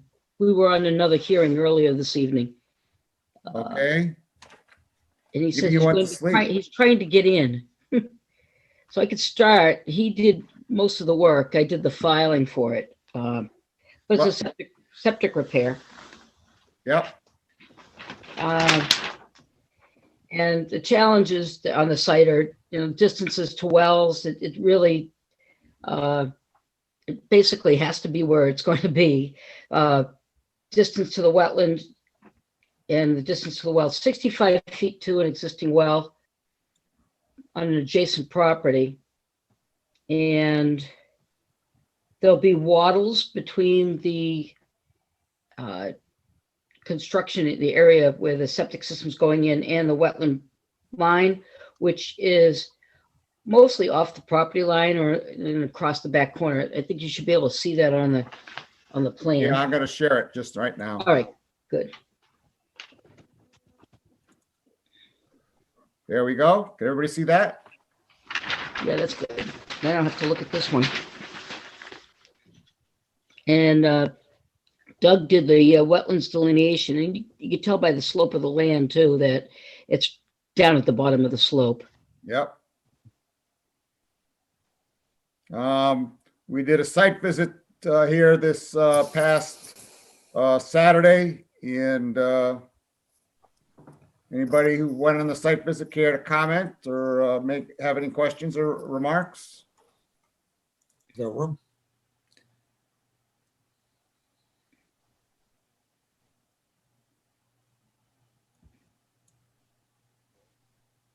Hello. Hello.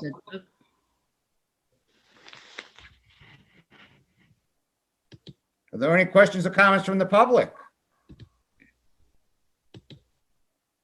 Marianne, are you in contact with the owner of this property at all?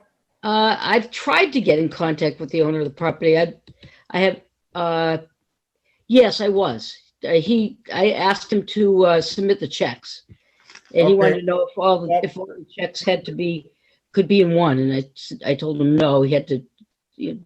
The reason I'm asking is, or maybe Matt could be right about here in this area. There's like a temporary garage. And I believe it's partially on conservation land because the Conservation Commission owns this 40-foot right of way. Ah. And so I was hoping the applicant could move it, the owner could move it. Actually, I've communicated with him by email in the past, so I could send him an email on that tomorrow. Super. That'd be great. I'm looking for a motion to approve. Given the dearth of comment. Mr. Chairman, I would make a motion that we approve the plans as presented. All right. Second. All right. Any further discussion? Ken Jones. Aye. Rich Birsch. Aye. Katie Childs. Aye. Carl Luck. Aye. Jack Rabbit. Aye. Jeff Viviano. Aye. I for myself, I'm still trying to figure out what the intonation meant in Rich Birch's eye.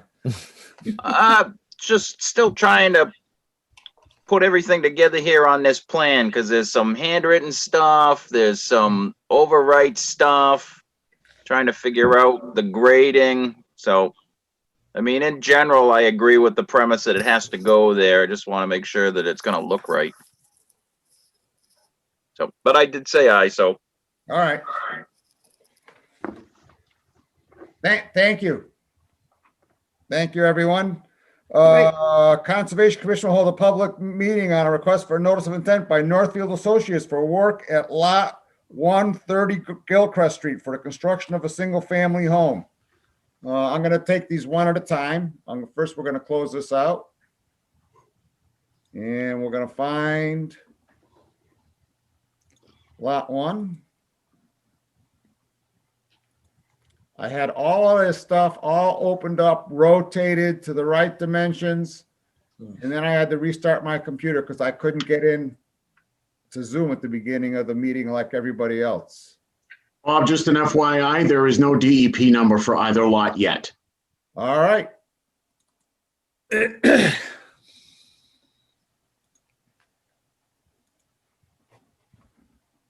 Let's see if I can find the right spot. Let's go to 100.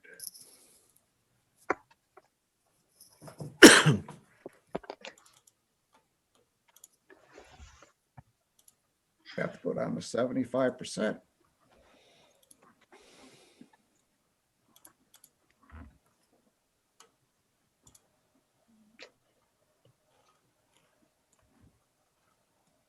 Hey, Greg, when you save your PDFs,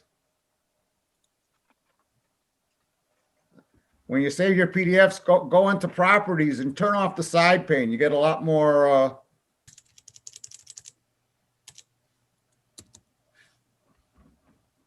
It was, you have to show it to me.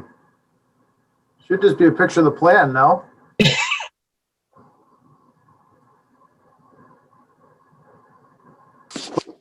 You're muted, Bob. Bob, you're muted.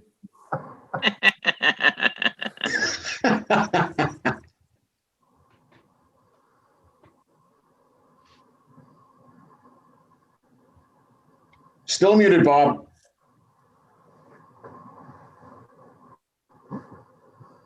Unmute. All right. There we go. Sorry about that. If we did that incorrectly, that's. No, you didn't do it incorrectly. I was just. Oh, you want me to zoom in when we print them for you? Zoom in a little. No. All right. Pay no attention to me. Well, Babbling away.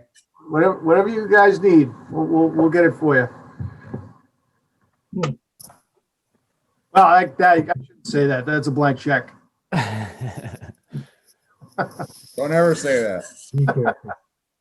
All right, here we are. Okay, thank you. This is lot 2. 1, I think. This is lot 2, I think. This is lot 2. Oh, let's save that thought and let me call up lot 2. Lot 1. Yeah. Sorry about that. That's okay.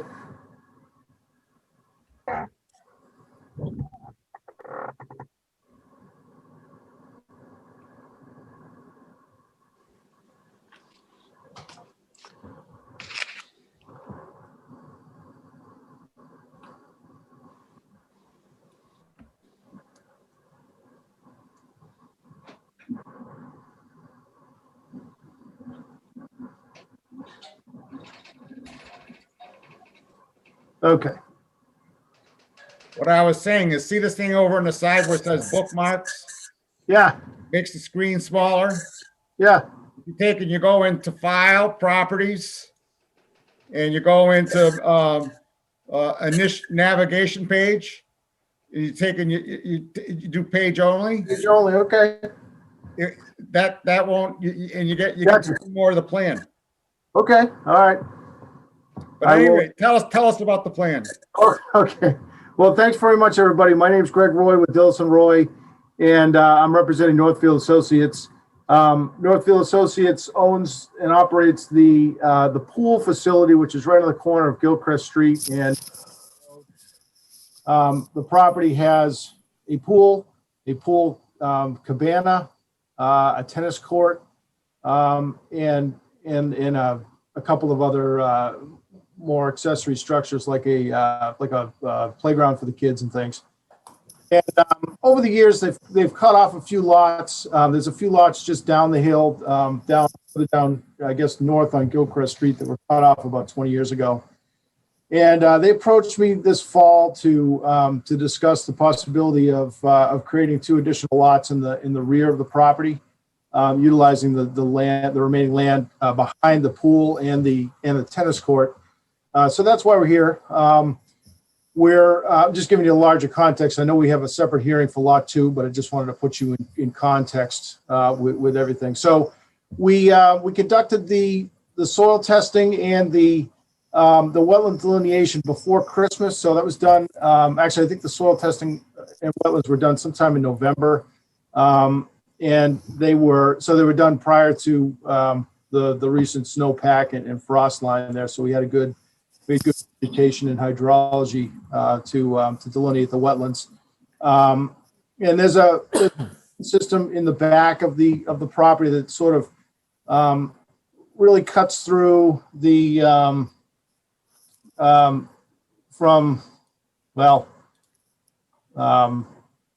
southwesterly to northeasterly direction, which is delineated on your plans. We did conduct the site walk this weekend, but it was quite a walk in there, and I told the commission members that I would have plowed in there with my snowshoes and cut a trail for them, but anyway, having said all that, it's when you get out back behind the tennis courts and the pool area, it does get wooded, and then as you go in further back, it drops off, and there's a wetland system that exists back in there. So lot 1 is a proposed 4-bedroom dwelling with an on-site septic system and well.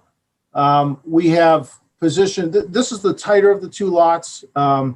So we position but still complies with the regulations. The house is outside of the 50-foot no build, and we've held a hard and fast no disturbance along the limit of the 30-foot no touch.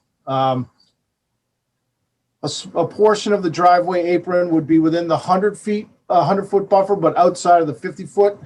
So there is no building or driveway within the 50-foot, just grading.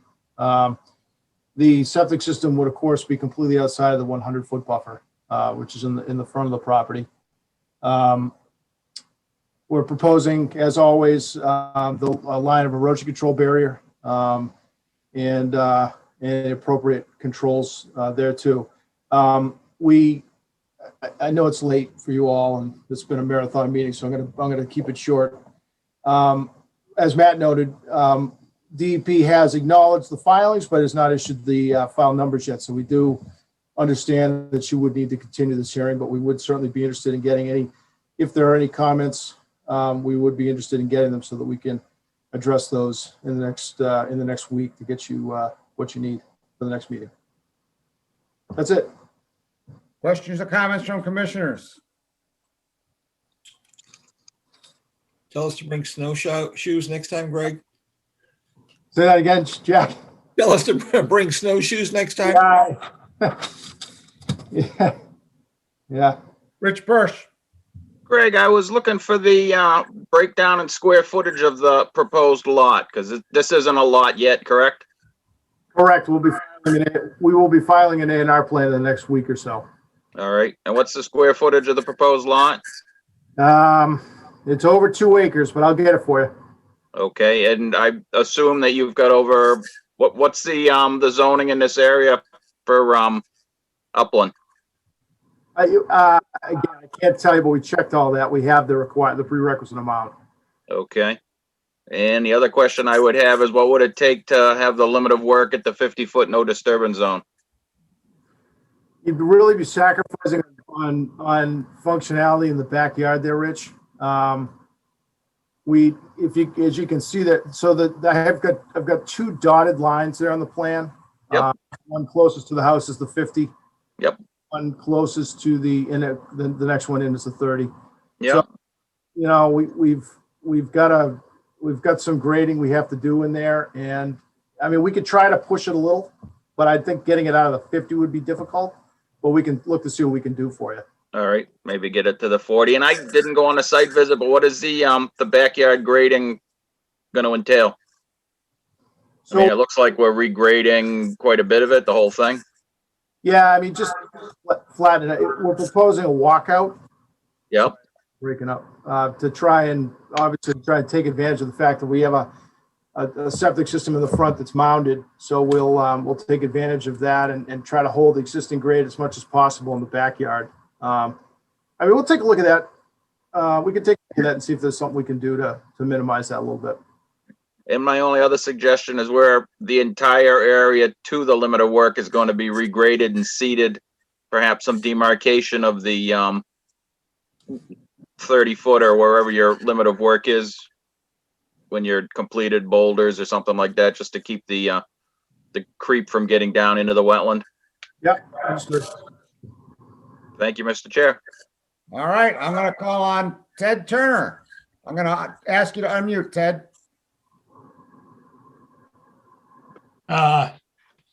Thank you. I'm at 322 Northfield and I'm in a butter. And this wetland is very wet. It's wet into my yard. Before I ask that question, I want to make sure that we're talking about lot 1, which is the one that abuts me. Yeah. Okay, so if you look at the little picture in both of these diagrams, lot 1 is the lower one, which is closer to Northfield Road, and it's the one that abuts me, and it's the one that I'm concerned about the most. Yep. Okay, we're discussing lot 1 now? Yeah. Okay, thanks. I don't see how the grading can do anything but make the wetland wetter. And my corner, if you look at the little picture on right above the word site map there, Yeah, we're looking at it. okay, that corner there, that right where you have the arrow, that's my lot, and it's extraordinarily wet. And to the extent that if I drive my pickup back there to do, like a brush pile or what have you, I get stuck and I have to get myself pulled out and so forth. It's really bad. And then that whole area behind me, to the right of that, and up towards lot 2, it's really bad. So just completely wet, like a swamp. And so what I'm concerned about is that this house on lot 1 is very close to the corner of the house. The bottom corner of the house on that little picture is very close to, like, about 50 feet to the corner of my lot. And if there's any grading done in there, I think it's going to make the wetland wetter and my yard wetter. And so I guess I'd respectfully put a question to Mr. Roy. Is that the case, or can that be prevented? Mr. Chair, with your permission. Go ahead. Thank you very much for the question, and thank you very much for sticking with us for 3.5 hours for the meeting. We appreciate your you coming and participating. Great question. If you can see the grading that is shown here, the light dash lines are the existing contours. So you can kind of see them. They're the lightest lines on the plan, and it's really annoying not to be able to point to these like I would be able to if I was in with you folks in person. But and those are more or less, as you can see, the high to low direction is from more or less from the left of the screen to the right of the screen. Can you see what I'm referring to? So if you were to draw a straight line perpendicular to the contours, you'd be going in from, more or less almost completely left to right, but slightly down the page. And I think that you would find that is away from your lot. So the wetland system, I think drains, there's a small finger that kind of protrudes out into lot 1. And there's a seep that comes in there that actually was not extremely visible in the summer, by the way, but made itself very visible when we did soil corings and found the presence of hydric soils. So there's a seep, and that flows, I think, in the direction of your back property corner, and then continues to flow off-site towards I guess it would be in a northerly direction, back onto lot 1 and then along onto lot 2. So the flow from lot 1 is going to flow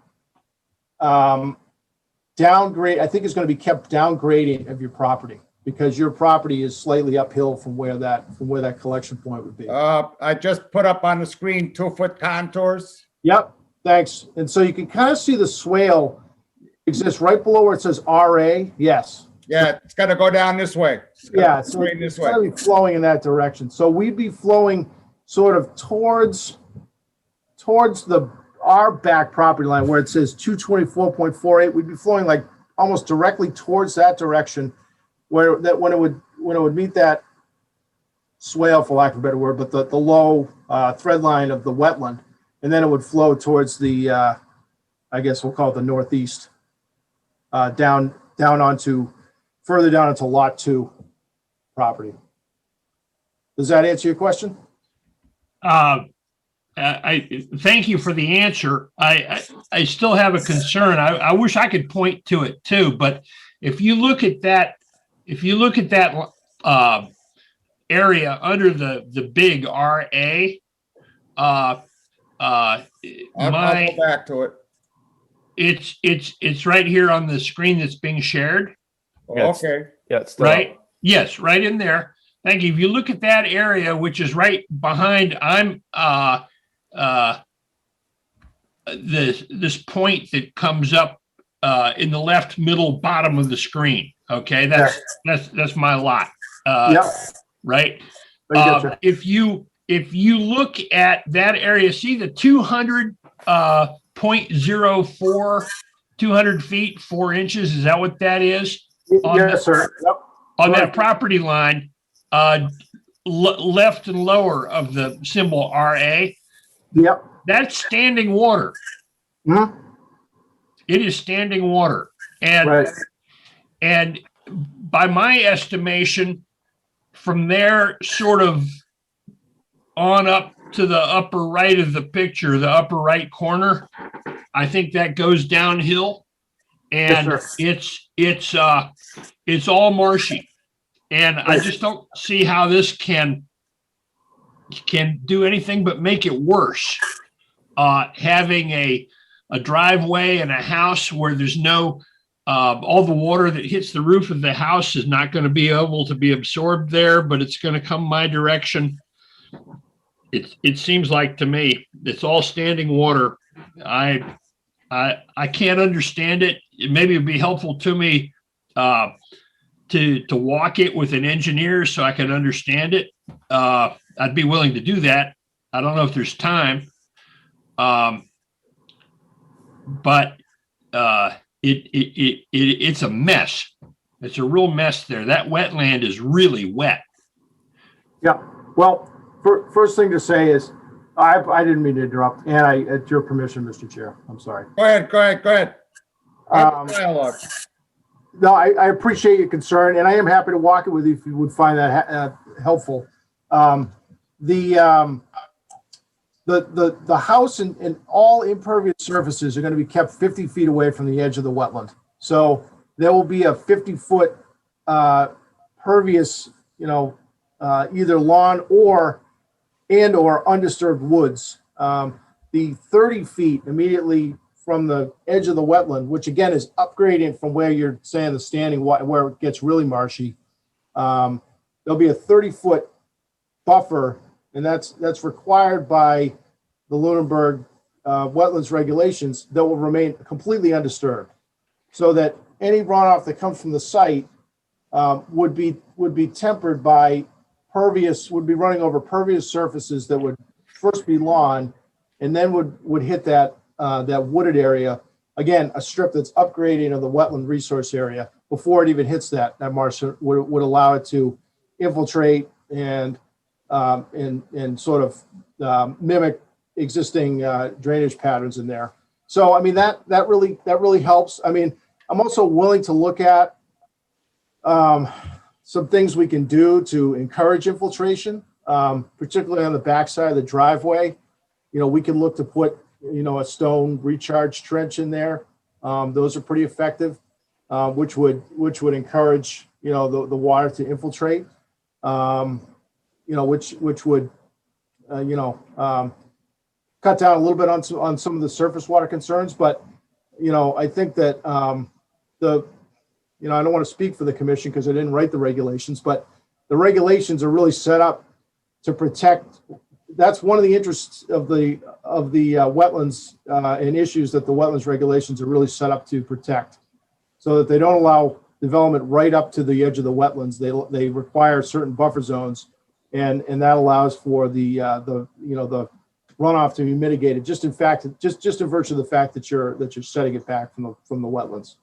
Quick question. Is you say anything within 30 feet is strictly protected, but it seemed like that the 50 foot is a significant number, and also 100 foot is a significant number. And you have to require permission to be inside the 100 feet? Correct. Yep. And that's what's being asked for here? Correct. So any activity within the 100-foot buffer zone requires a filing with the Conservation Commission, pursuant not only to the town's wetland bylaw, but also pursuant to the state's Wetland Protection Act. So we filed under both of those provisions. The Wetlands Protection Act would actually allow us to work a lot closer to the wetlands than we're proposing. But the Lunenburg Wetlands bylaw and the regulations have more restrictive requirements. And that's what I was referring to with the 30-foot and the 50-foot offsets that we're complying with. Again, the 30-foot is no build, no touch. So we can't work within that zone, which we're not proposing to. And then the 50-foot, which again is 50 foot from the wetland edge to 50 feet extending upward of the wetlands, you're not allowed to put a structure in there. So we've got our house. Actually, our house is set back about 60 feet, I think, from the wetlands edge. And then the septic system, there's further regulations governing those. The septic system would be out, outside of the 100-foot, completely outside the 100-foot buffer zone. So, and that's driven. Actually, that's driven by local Board of Health regulations. So there's a lot of moving parts there. I know. I might have gone over it kind of fast, but yes, that's sort of a summary of what's in play. Thank you for that. Is there what are the time constraints in terms of being able to walk it with you to understand what's going on? Is that appropriate for me to ask for, and how soon would it have to be? Or could it be? So we will most certainly be continuing this hearing this evening because we do not have the required DEP file numbers that the commission would need to issue a decision in the event that they were going to felt that they were ready to issue the decision anyway. So we have a few weeks. So I would suggest, and I'm perfectly willing to meet with you sometime next week if your schedule allows. And what I would suggest is that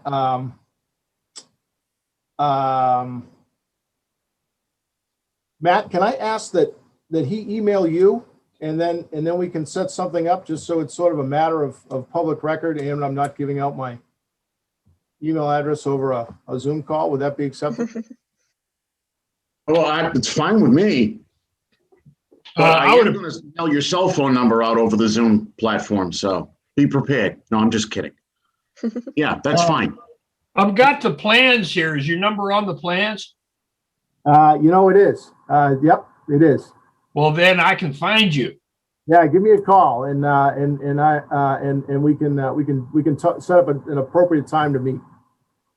I would appreciate that, and I also have to say I'm going to be out of town until about March 7th or 8th. Does that work for you? That's probably we may be done with the hearing by that point, because I'm going to probably ask for continuance for the March 2nd meeting or March 3rd meeting. Okay, guys, let's wrap this up. Maybe within the next 2 days. Anyway, I'll call you.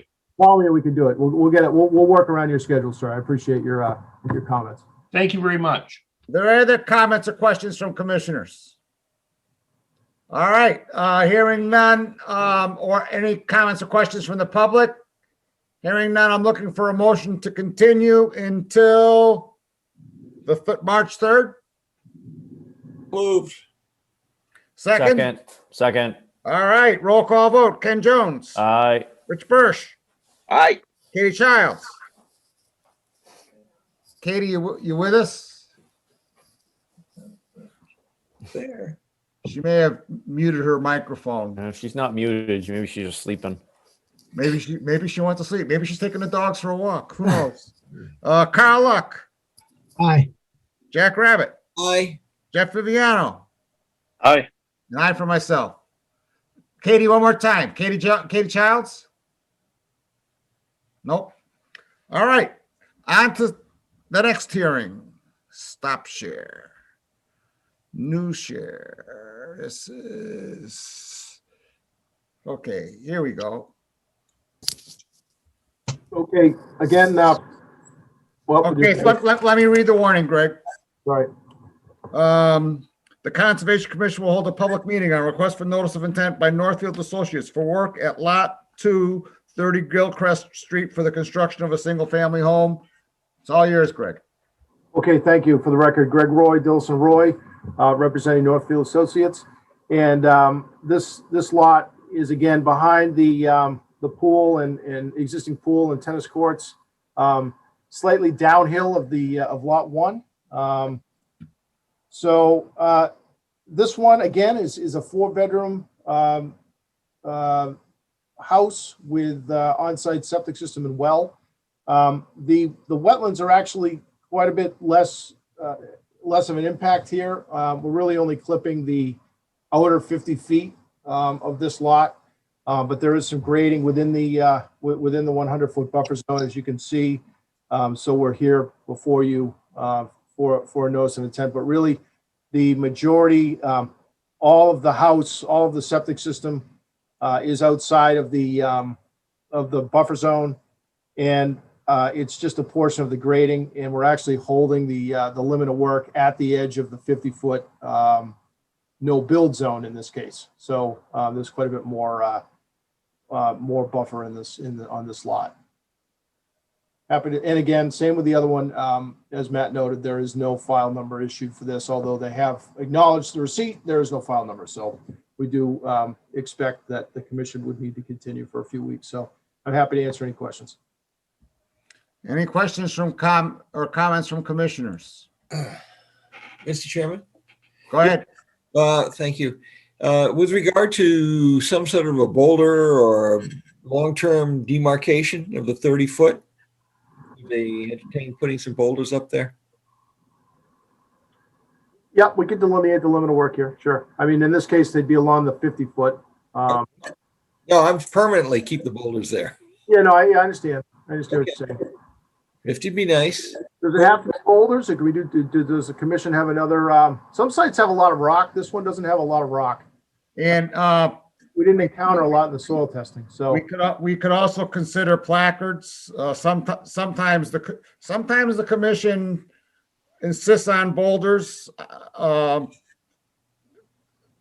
commissioners know we've gone around about this. I'm not a fan of the boulders, but sometimes the commission insists on the boulders, and sometimes they allow placards. So the placards on the trees, I believe they're planting trees and putting the placards on the trees, Bob.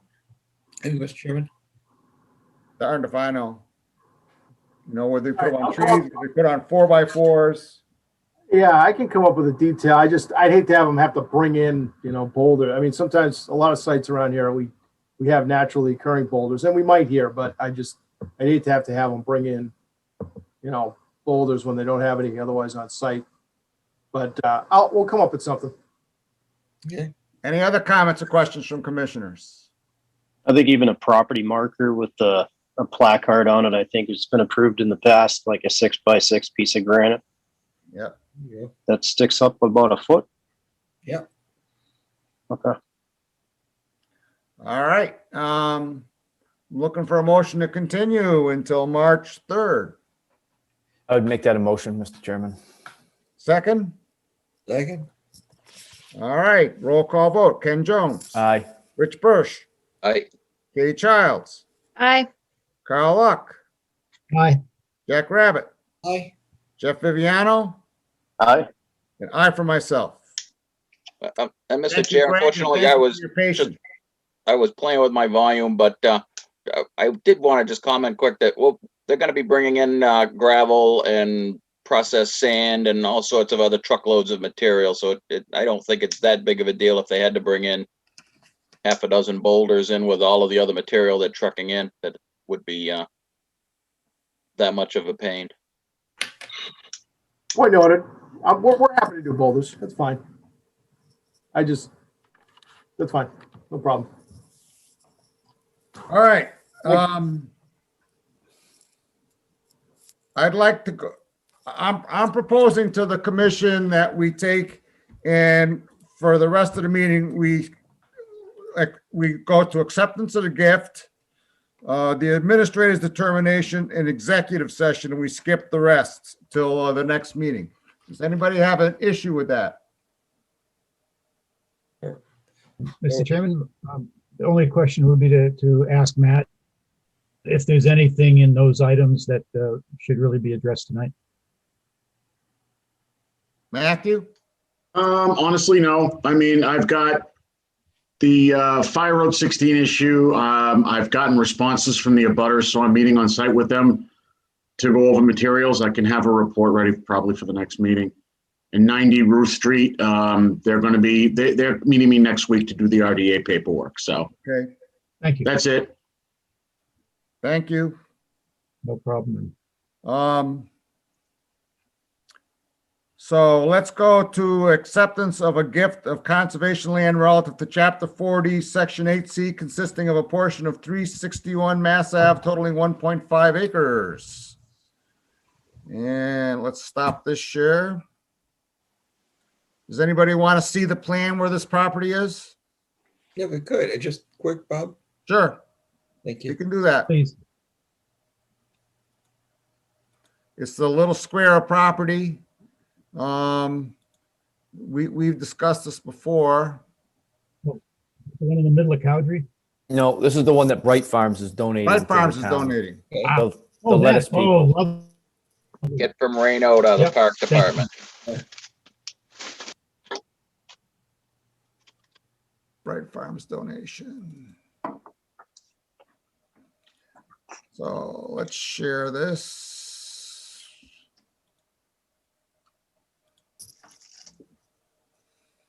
So the other end of Mass Ave thinking, yeah.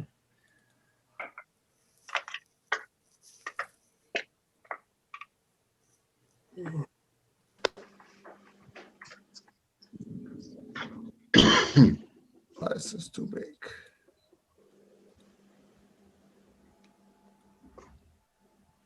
So this is the Bright Farms parcel. This is the Saliba South parcel over here. This is the Reno parcel over here. This is private land over here in this little corner here. And so giving us this little parcel would enable people to get directly from Saliba south over to Reno, and stay on town land. Any questions about what we'd be accepting?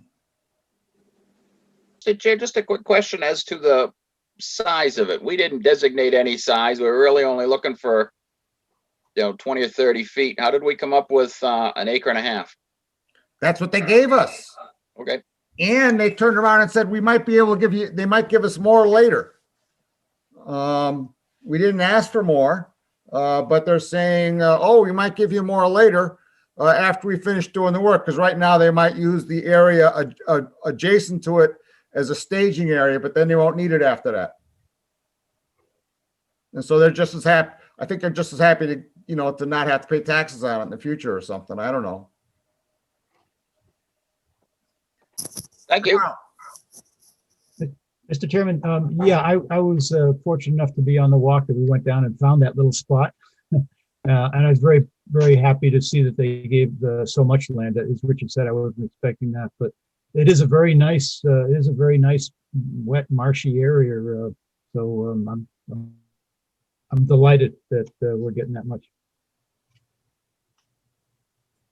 All right, well, the town attorney, between two different attorneys, we have proposed wording. I'm looking for, let me call us up on the screen. Oh, come on. New share.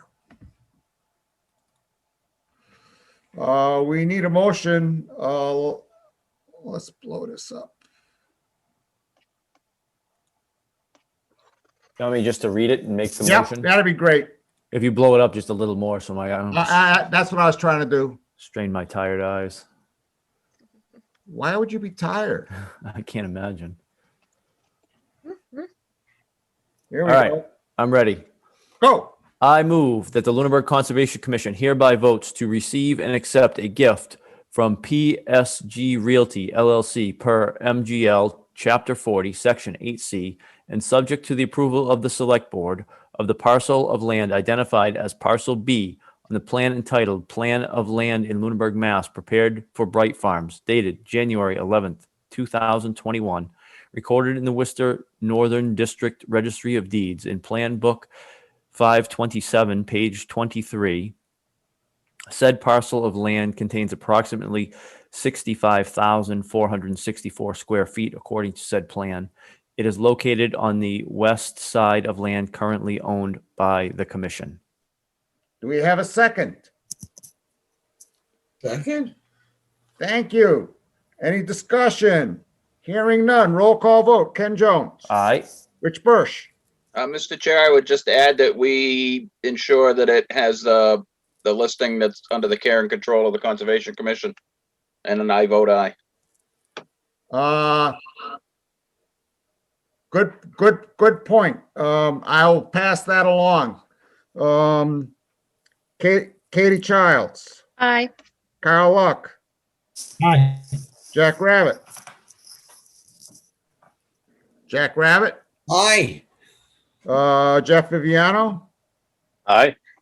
And I for myself.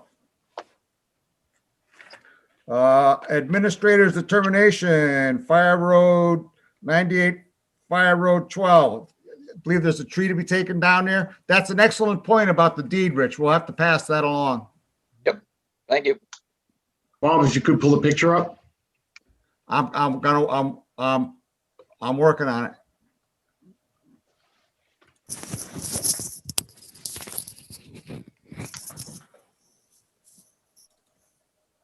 Is it that tree that's got no bark on it, Matt? Actually, it's that group of trees. Carl, Jack, and I went out there and took a look at it. They were in pretty pathetic shape. We actually spotted more trees that could come down, but they're not on his property. Jesus, you guys look cold. Yeah. A lot lately. Yeah. All of our joints started creaking by the end of that day. It was pretty nippy out. And how close is that to the wetland? It was greater than 30. I don't remember the exact distance. Okay. But I know it was greater than 30. Yeah, it was. So, would anyone who actually went out and looked at this tree care to comment or make a motion? I would comment. I went out, looked at the tree, as Matt said, the picture, and it certainly would support this. And I would also like to commend the owner for the care he's taken and not taking down any more trees than he needs to and protecting the lake. So I would make a motion that we approve the administrator's determination. All right, we have a second. Second. All right, roll call vote. Ken Jones. Aye. Rich Birsch. Aye. Katie Childs. Aye. Carl Luck. Aye. Jack Rabbit. Aye. Jeff Viviano. Aye. And I for myself. Before we go into executive session, I want to talk about where we go from here on our land use regs. I think we should schedule a workshop for our next meeting where we discuss it and follow up on some of the stuff that was brought up tonight. I think if members want changes, I mean, Jack submitted, if you're taking a look in the cloud, Jack submitted a language for sanctuary properties and to eliminate, he submitted some exact language I submitted some exact language, and I urge people, if they want to make changes, to submit language with what they want to see different.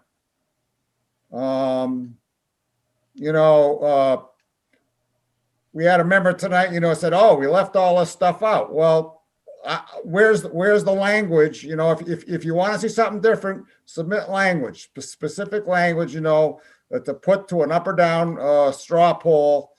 I expect at the end we'll probably have to take some votes, on amendments at the very end when it comes to the hunting part. But I'm hoping we can adopt the rest of it, with using the process we've been using so far. Comments on tonight's hearing. Let's start with Carl. I'm sorry, what's the question? What are your comments on tonight's hearing and where we go from here? Oh, I that's why I got confused. Bob. I'm sorry. I liked your suggestion that we have a workshop, and I can easily put everything in the format as you said, and have it.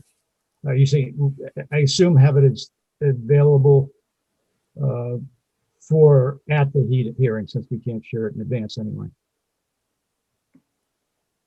I would ask that if you have language you want to see changed, that you send it into Matt so we can post it on the cloud.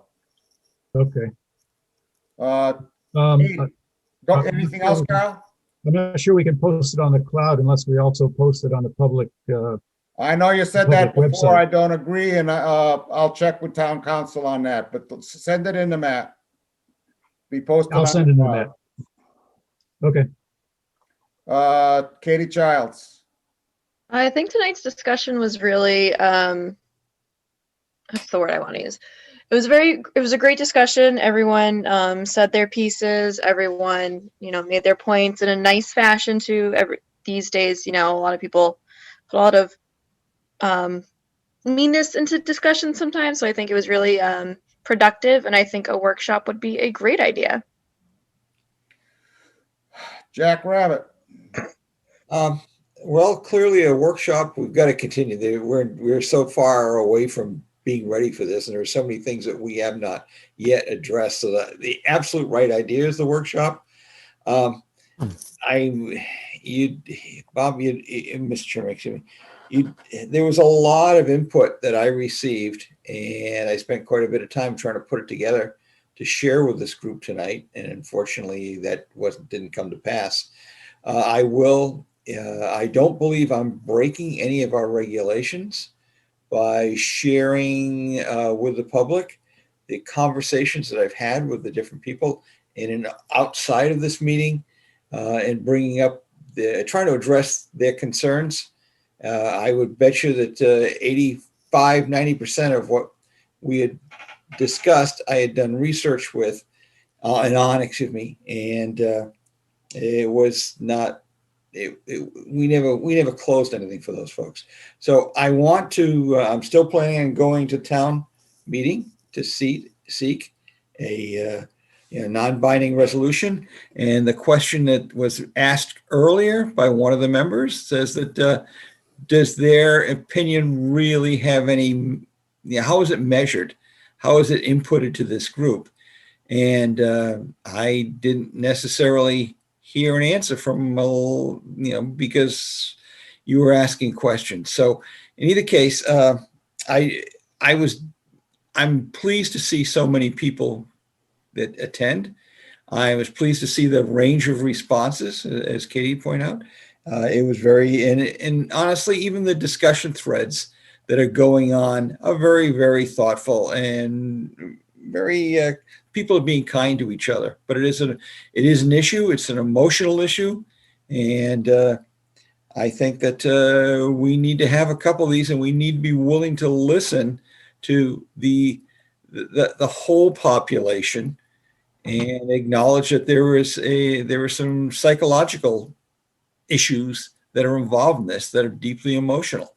And so anyway, Bob, I think you did a good job. And But so anyway, I'm glad we made some progress, but I'm not happy with, some of the outcomes. I don't know. Rich? Mr. Chair, I would like to start by commending you with the way that you have been handling this item through several meetings over the course of many months. I, as a past chair, resent the comments that are continually being brought up that this process is not being fair nor open.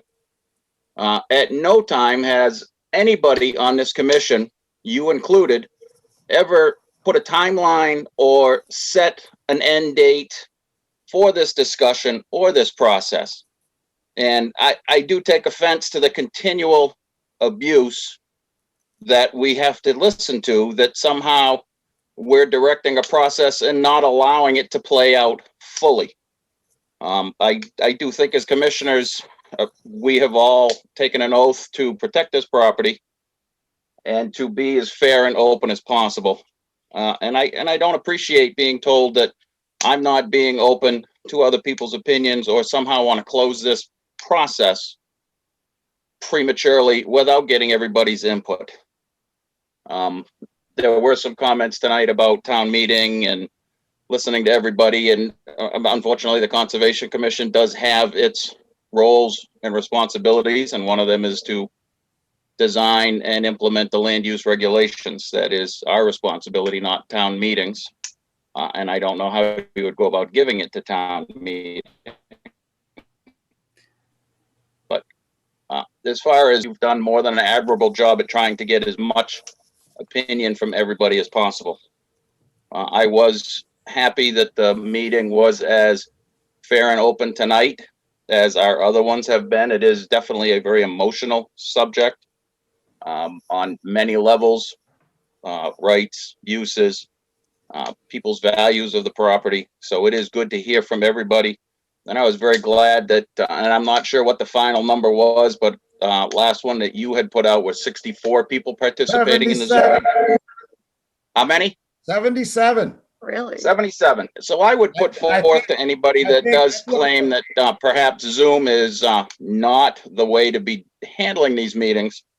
It's just my observation, but I don't think we've ever had 77 people attend a meeting. So I would actually argue the other way, that the Zoom platform has actually brought out people that probably wouldn't feel comfortable coming to a public meeting. So I do put that out there, that perhaps Zoom is a platform that is more beneficial than trying to handle something like this live with lots of people yelling and screaming and using inappropriate language, as we did have at Rob's Hill, which was probably the second largest meeting that we have had as far as in my tenure on the Conservation Commission. So I do certainly agree that there is much more discussion that needs to be done, much more opinion that needs to be listened to. So I'm certainly in favor of the direction that you are heading us in. Thank you. Jeff? You say Jeff? Jeff, what are your thoughts? I thought it was a good meeting. It was great to hear from Liz Newlands, the CR steward. I'd be kind of interested to see if hunting is assured on these lands that required grants. That would be some pretty interesting reading, as well as I believe it was Pat Huckery from Division of Fishery and Wildlife. Her definition of passive recreation tentatively includes hunting, which is interesting as well. I think something that might help the public a little bit more is education. I'm not sure if we can draft up like a question and answer sheet. I know that you wanted to stick with the original regulations, and we can kind of draft off of that, and we kind of went off that track. So I don't know if we can just kind of delineate some of the major questions that people have. Like I think one thing is concealed carry versus open carrying a rifle on conservation lands. I think there's a lot of misinterpretation of that. I think if we maybe put on the website, which lands will be hunted, maybe post the hunting seasons, and maybe some regulations for hunting. So at least there's a spot for people to look at on the website for them to actually, click on and educate themselves for the meetings that we do have. I think the signage at those sites is a great idea as well during hunting seasons. And I think, Ted Turner was a great speaker tonight. I think he kind of opened a lot of eyes. I think that was great. But all in all, I think it was productive. Whether or not it, changed anybody's mind, that's questionable at this point. But yeah, I think another workshop is a great idea. And Bob, yes, you did do a great job with the meeting, and we all do appreciate that. So thanks for your effort there. Thank you. Ken Jones? Not to belabor this, but I agree with, I think what some of Rich brought up, I feel the same way. Like, I honestly feel like we have been thoroughly open and thoroughly committed to making this, a process that everybody can be involved in. So I don't think there's anything that we have tried to hide. And I think the allegations that we have are kind of offensive. So I think we're going the right way, and I think we need to keep up the good work. Thank you. My thoughts are, it's about what I was expecting. I was disappointed when, members of the commission said, "Oh, we're not being open, and we're trying to hide things." I found that very disappointing. And to show up tonight with a 17-page or a 15-page slide deck and think we're going to take, turn a half hour or 40 minutes of the public hearing over, I think is, for a slide deck we haven't seen yet and represents the individual and not the commission. I think if we're going to take and prepare something for the public, it has to come from the commission, not from an individual member. It has to have the backing of the entire commission. And, I don't know if anyone saw Ken Chenis's remark about the mass conflict of interest law and that, members are not supposed to be lobbying for a position in the meeting. I have, and enough said. Mr. Chairman? Go ahead. Yes, thank you. Basically, as I shared with you, I had collected the data from all these members and basically pulled the data to help answer the questions. The fact that now I am aggressively moving to get the town to address this, I'm acting as an independent member. In those strings, there's one string's got like 180 different comments. And I've made it very clear that I'm not speaking for the committee. And therefore, and when I asked initially if we could, if I could have time, I thought as a member and as a private citizen that I would be allowed to have that. It's obvious to me that at this point, perhaps you're more worried about the time. That's okay. But there was, when we moved it back to March 17th and didn't offer to put something else in before that, to me, it looks like, and I can tell you, there's going to people that tell me that this is a maneuver. And essentially, the people, when they were complaining that we weren't communicating, no, they just couldn't find anything, Bob. And that's part of the problem. And Can you explain what you mean by a maneuver?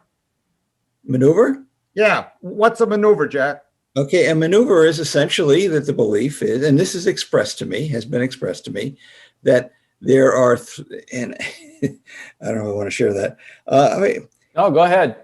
Go ahead, say it. Well, you've made the claim, Jack. Now you have to back it up. Get it out in the open. Here we go. Okay, so essentially there's, the way they looked at it, there's the three amigos, there's three other players, and there's one other player who you don't know where they are. Who are the three amigos? Like I'm confused. Like what's the allegation? What's the allegation? That there's collusion? That there's This, you know, our group is, tomfoolery. Mr. Chairman, could you please bring this under control so we can go to bed? yeah, let's go to bed. I agree with that. But, This is not productive. yeah, are we, Well, gonna- I think it is productive because I think there's allegations that there's some, you know, something that's not right here, and I completely okay, you disagree. want to know exactly? You want to hear what they said exactly? Yes, I do. I do. Okay, you want to hear this? Okay, where is she? And I would like to know who said it. No, I won't do that. I won't do that, but I can tell you what was said. There's essentially, they believe there's the three amigos. There are the other three players. Can you say who the three amigos are? I don't know who that is. I believe you were one of them, Ken. Okay. Jeff Viviano was the other. And it wasn't explicitly clear, but I believe that it was either Rich or Bob. I didn't specifically ask which names, but I can tell you that I was identified as one of an outlier. That essentially, if I make a statement, there's a perception, and it's been stated a few different times. Why are they so mean to you, Jack? And I go, I don't care. I really don't give it. I don't care. I'm trying to pursue it. Carl and I are essentially been, we're relegated to the corner, and the chairman is using his position to essentially relegate. And you validated that. So, and that's what was told to me by one of the members that spoke tonight. I'll go that far. And I have probably spoken to, out of the people tonight, maybe 10 or 12 of them. So all I know is there's a perception that, and it's an emotional issue. Normally we don't have a problem, but in this particular one, we're hitting all the chords. And so maybe we need to look at ourselves and having some sort of team building exercise and such. But honestly, there's a feeling that if someone takes a position, someone's automatically going to take another position. And they feel we operate in that mode a lot. Or we have been, or we're starting to. So you want the honesty. I didn't use all the names that he used, but yeah, a guy called me today. Jack, let me just stop you for a second. Yeah, Rich, go ahead. If you have an allegation, make the allegation and back it up with fact. I mean, somebody's saying that there's three amigos and three outliers, and I vote with you half the time. I vote with Bob half the time. I love working with you, Rich. All I'm saying is that is what was expressed. I had a guy call me this but somebody else's opinions aren't helpful to us. You're taking rumor and innuendo and people's opinions on the street and that you've solicited. I didn't solicit those kind of comments. I didn't solicit the guy calling me this morning and saying, hey, I can't find any of this stuff.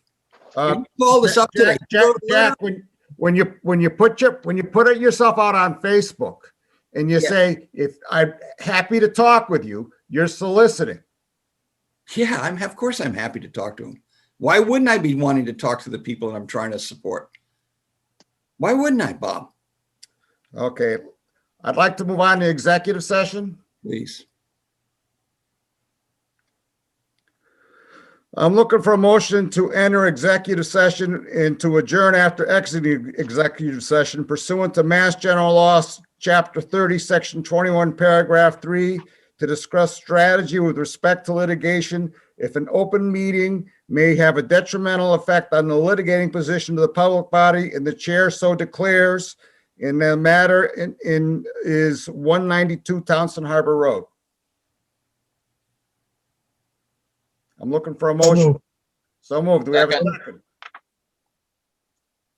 Okay, well, what I'm going to do is kick everybody else off who's not on the commission and turn off the recording. Going to do a roll call vote first, Bob. Oh, yeah, let's do it right. Excellent point. Thank you, Rich. Roll call vote. Ken Jones. Aye. Rich Birsch. Aye. Katie Childs. Carl Luck. Aye. Jack Rabbit. Aye. Jeff Viviano. Aye. And I for myself. Thank you and good night.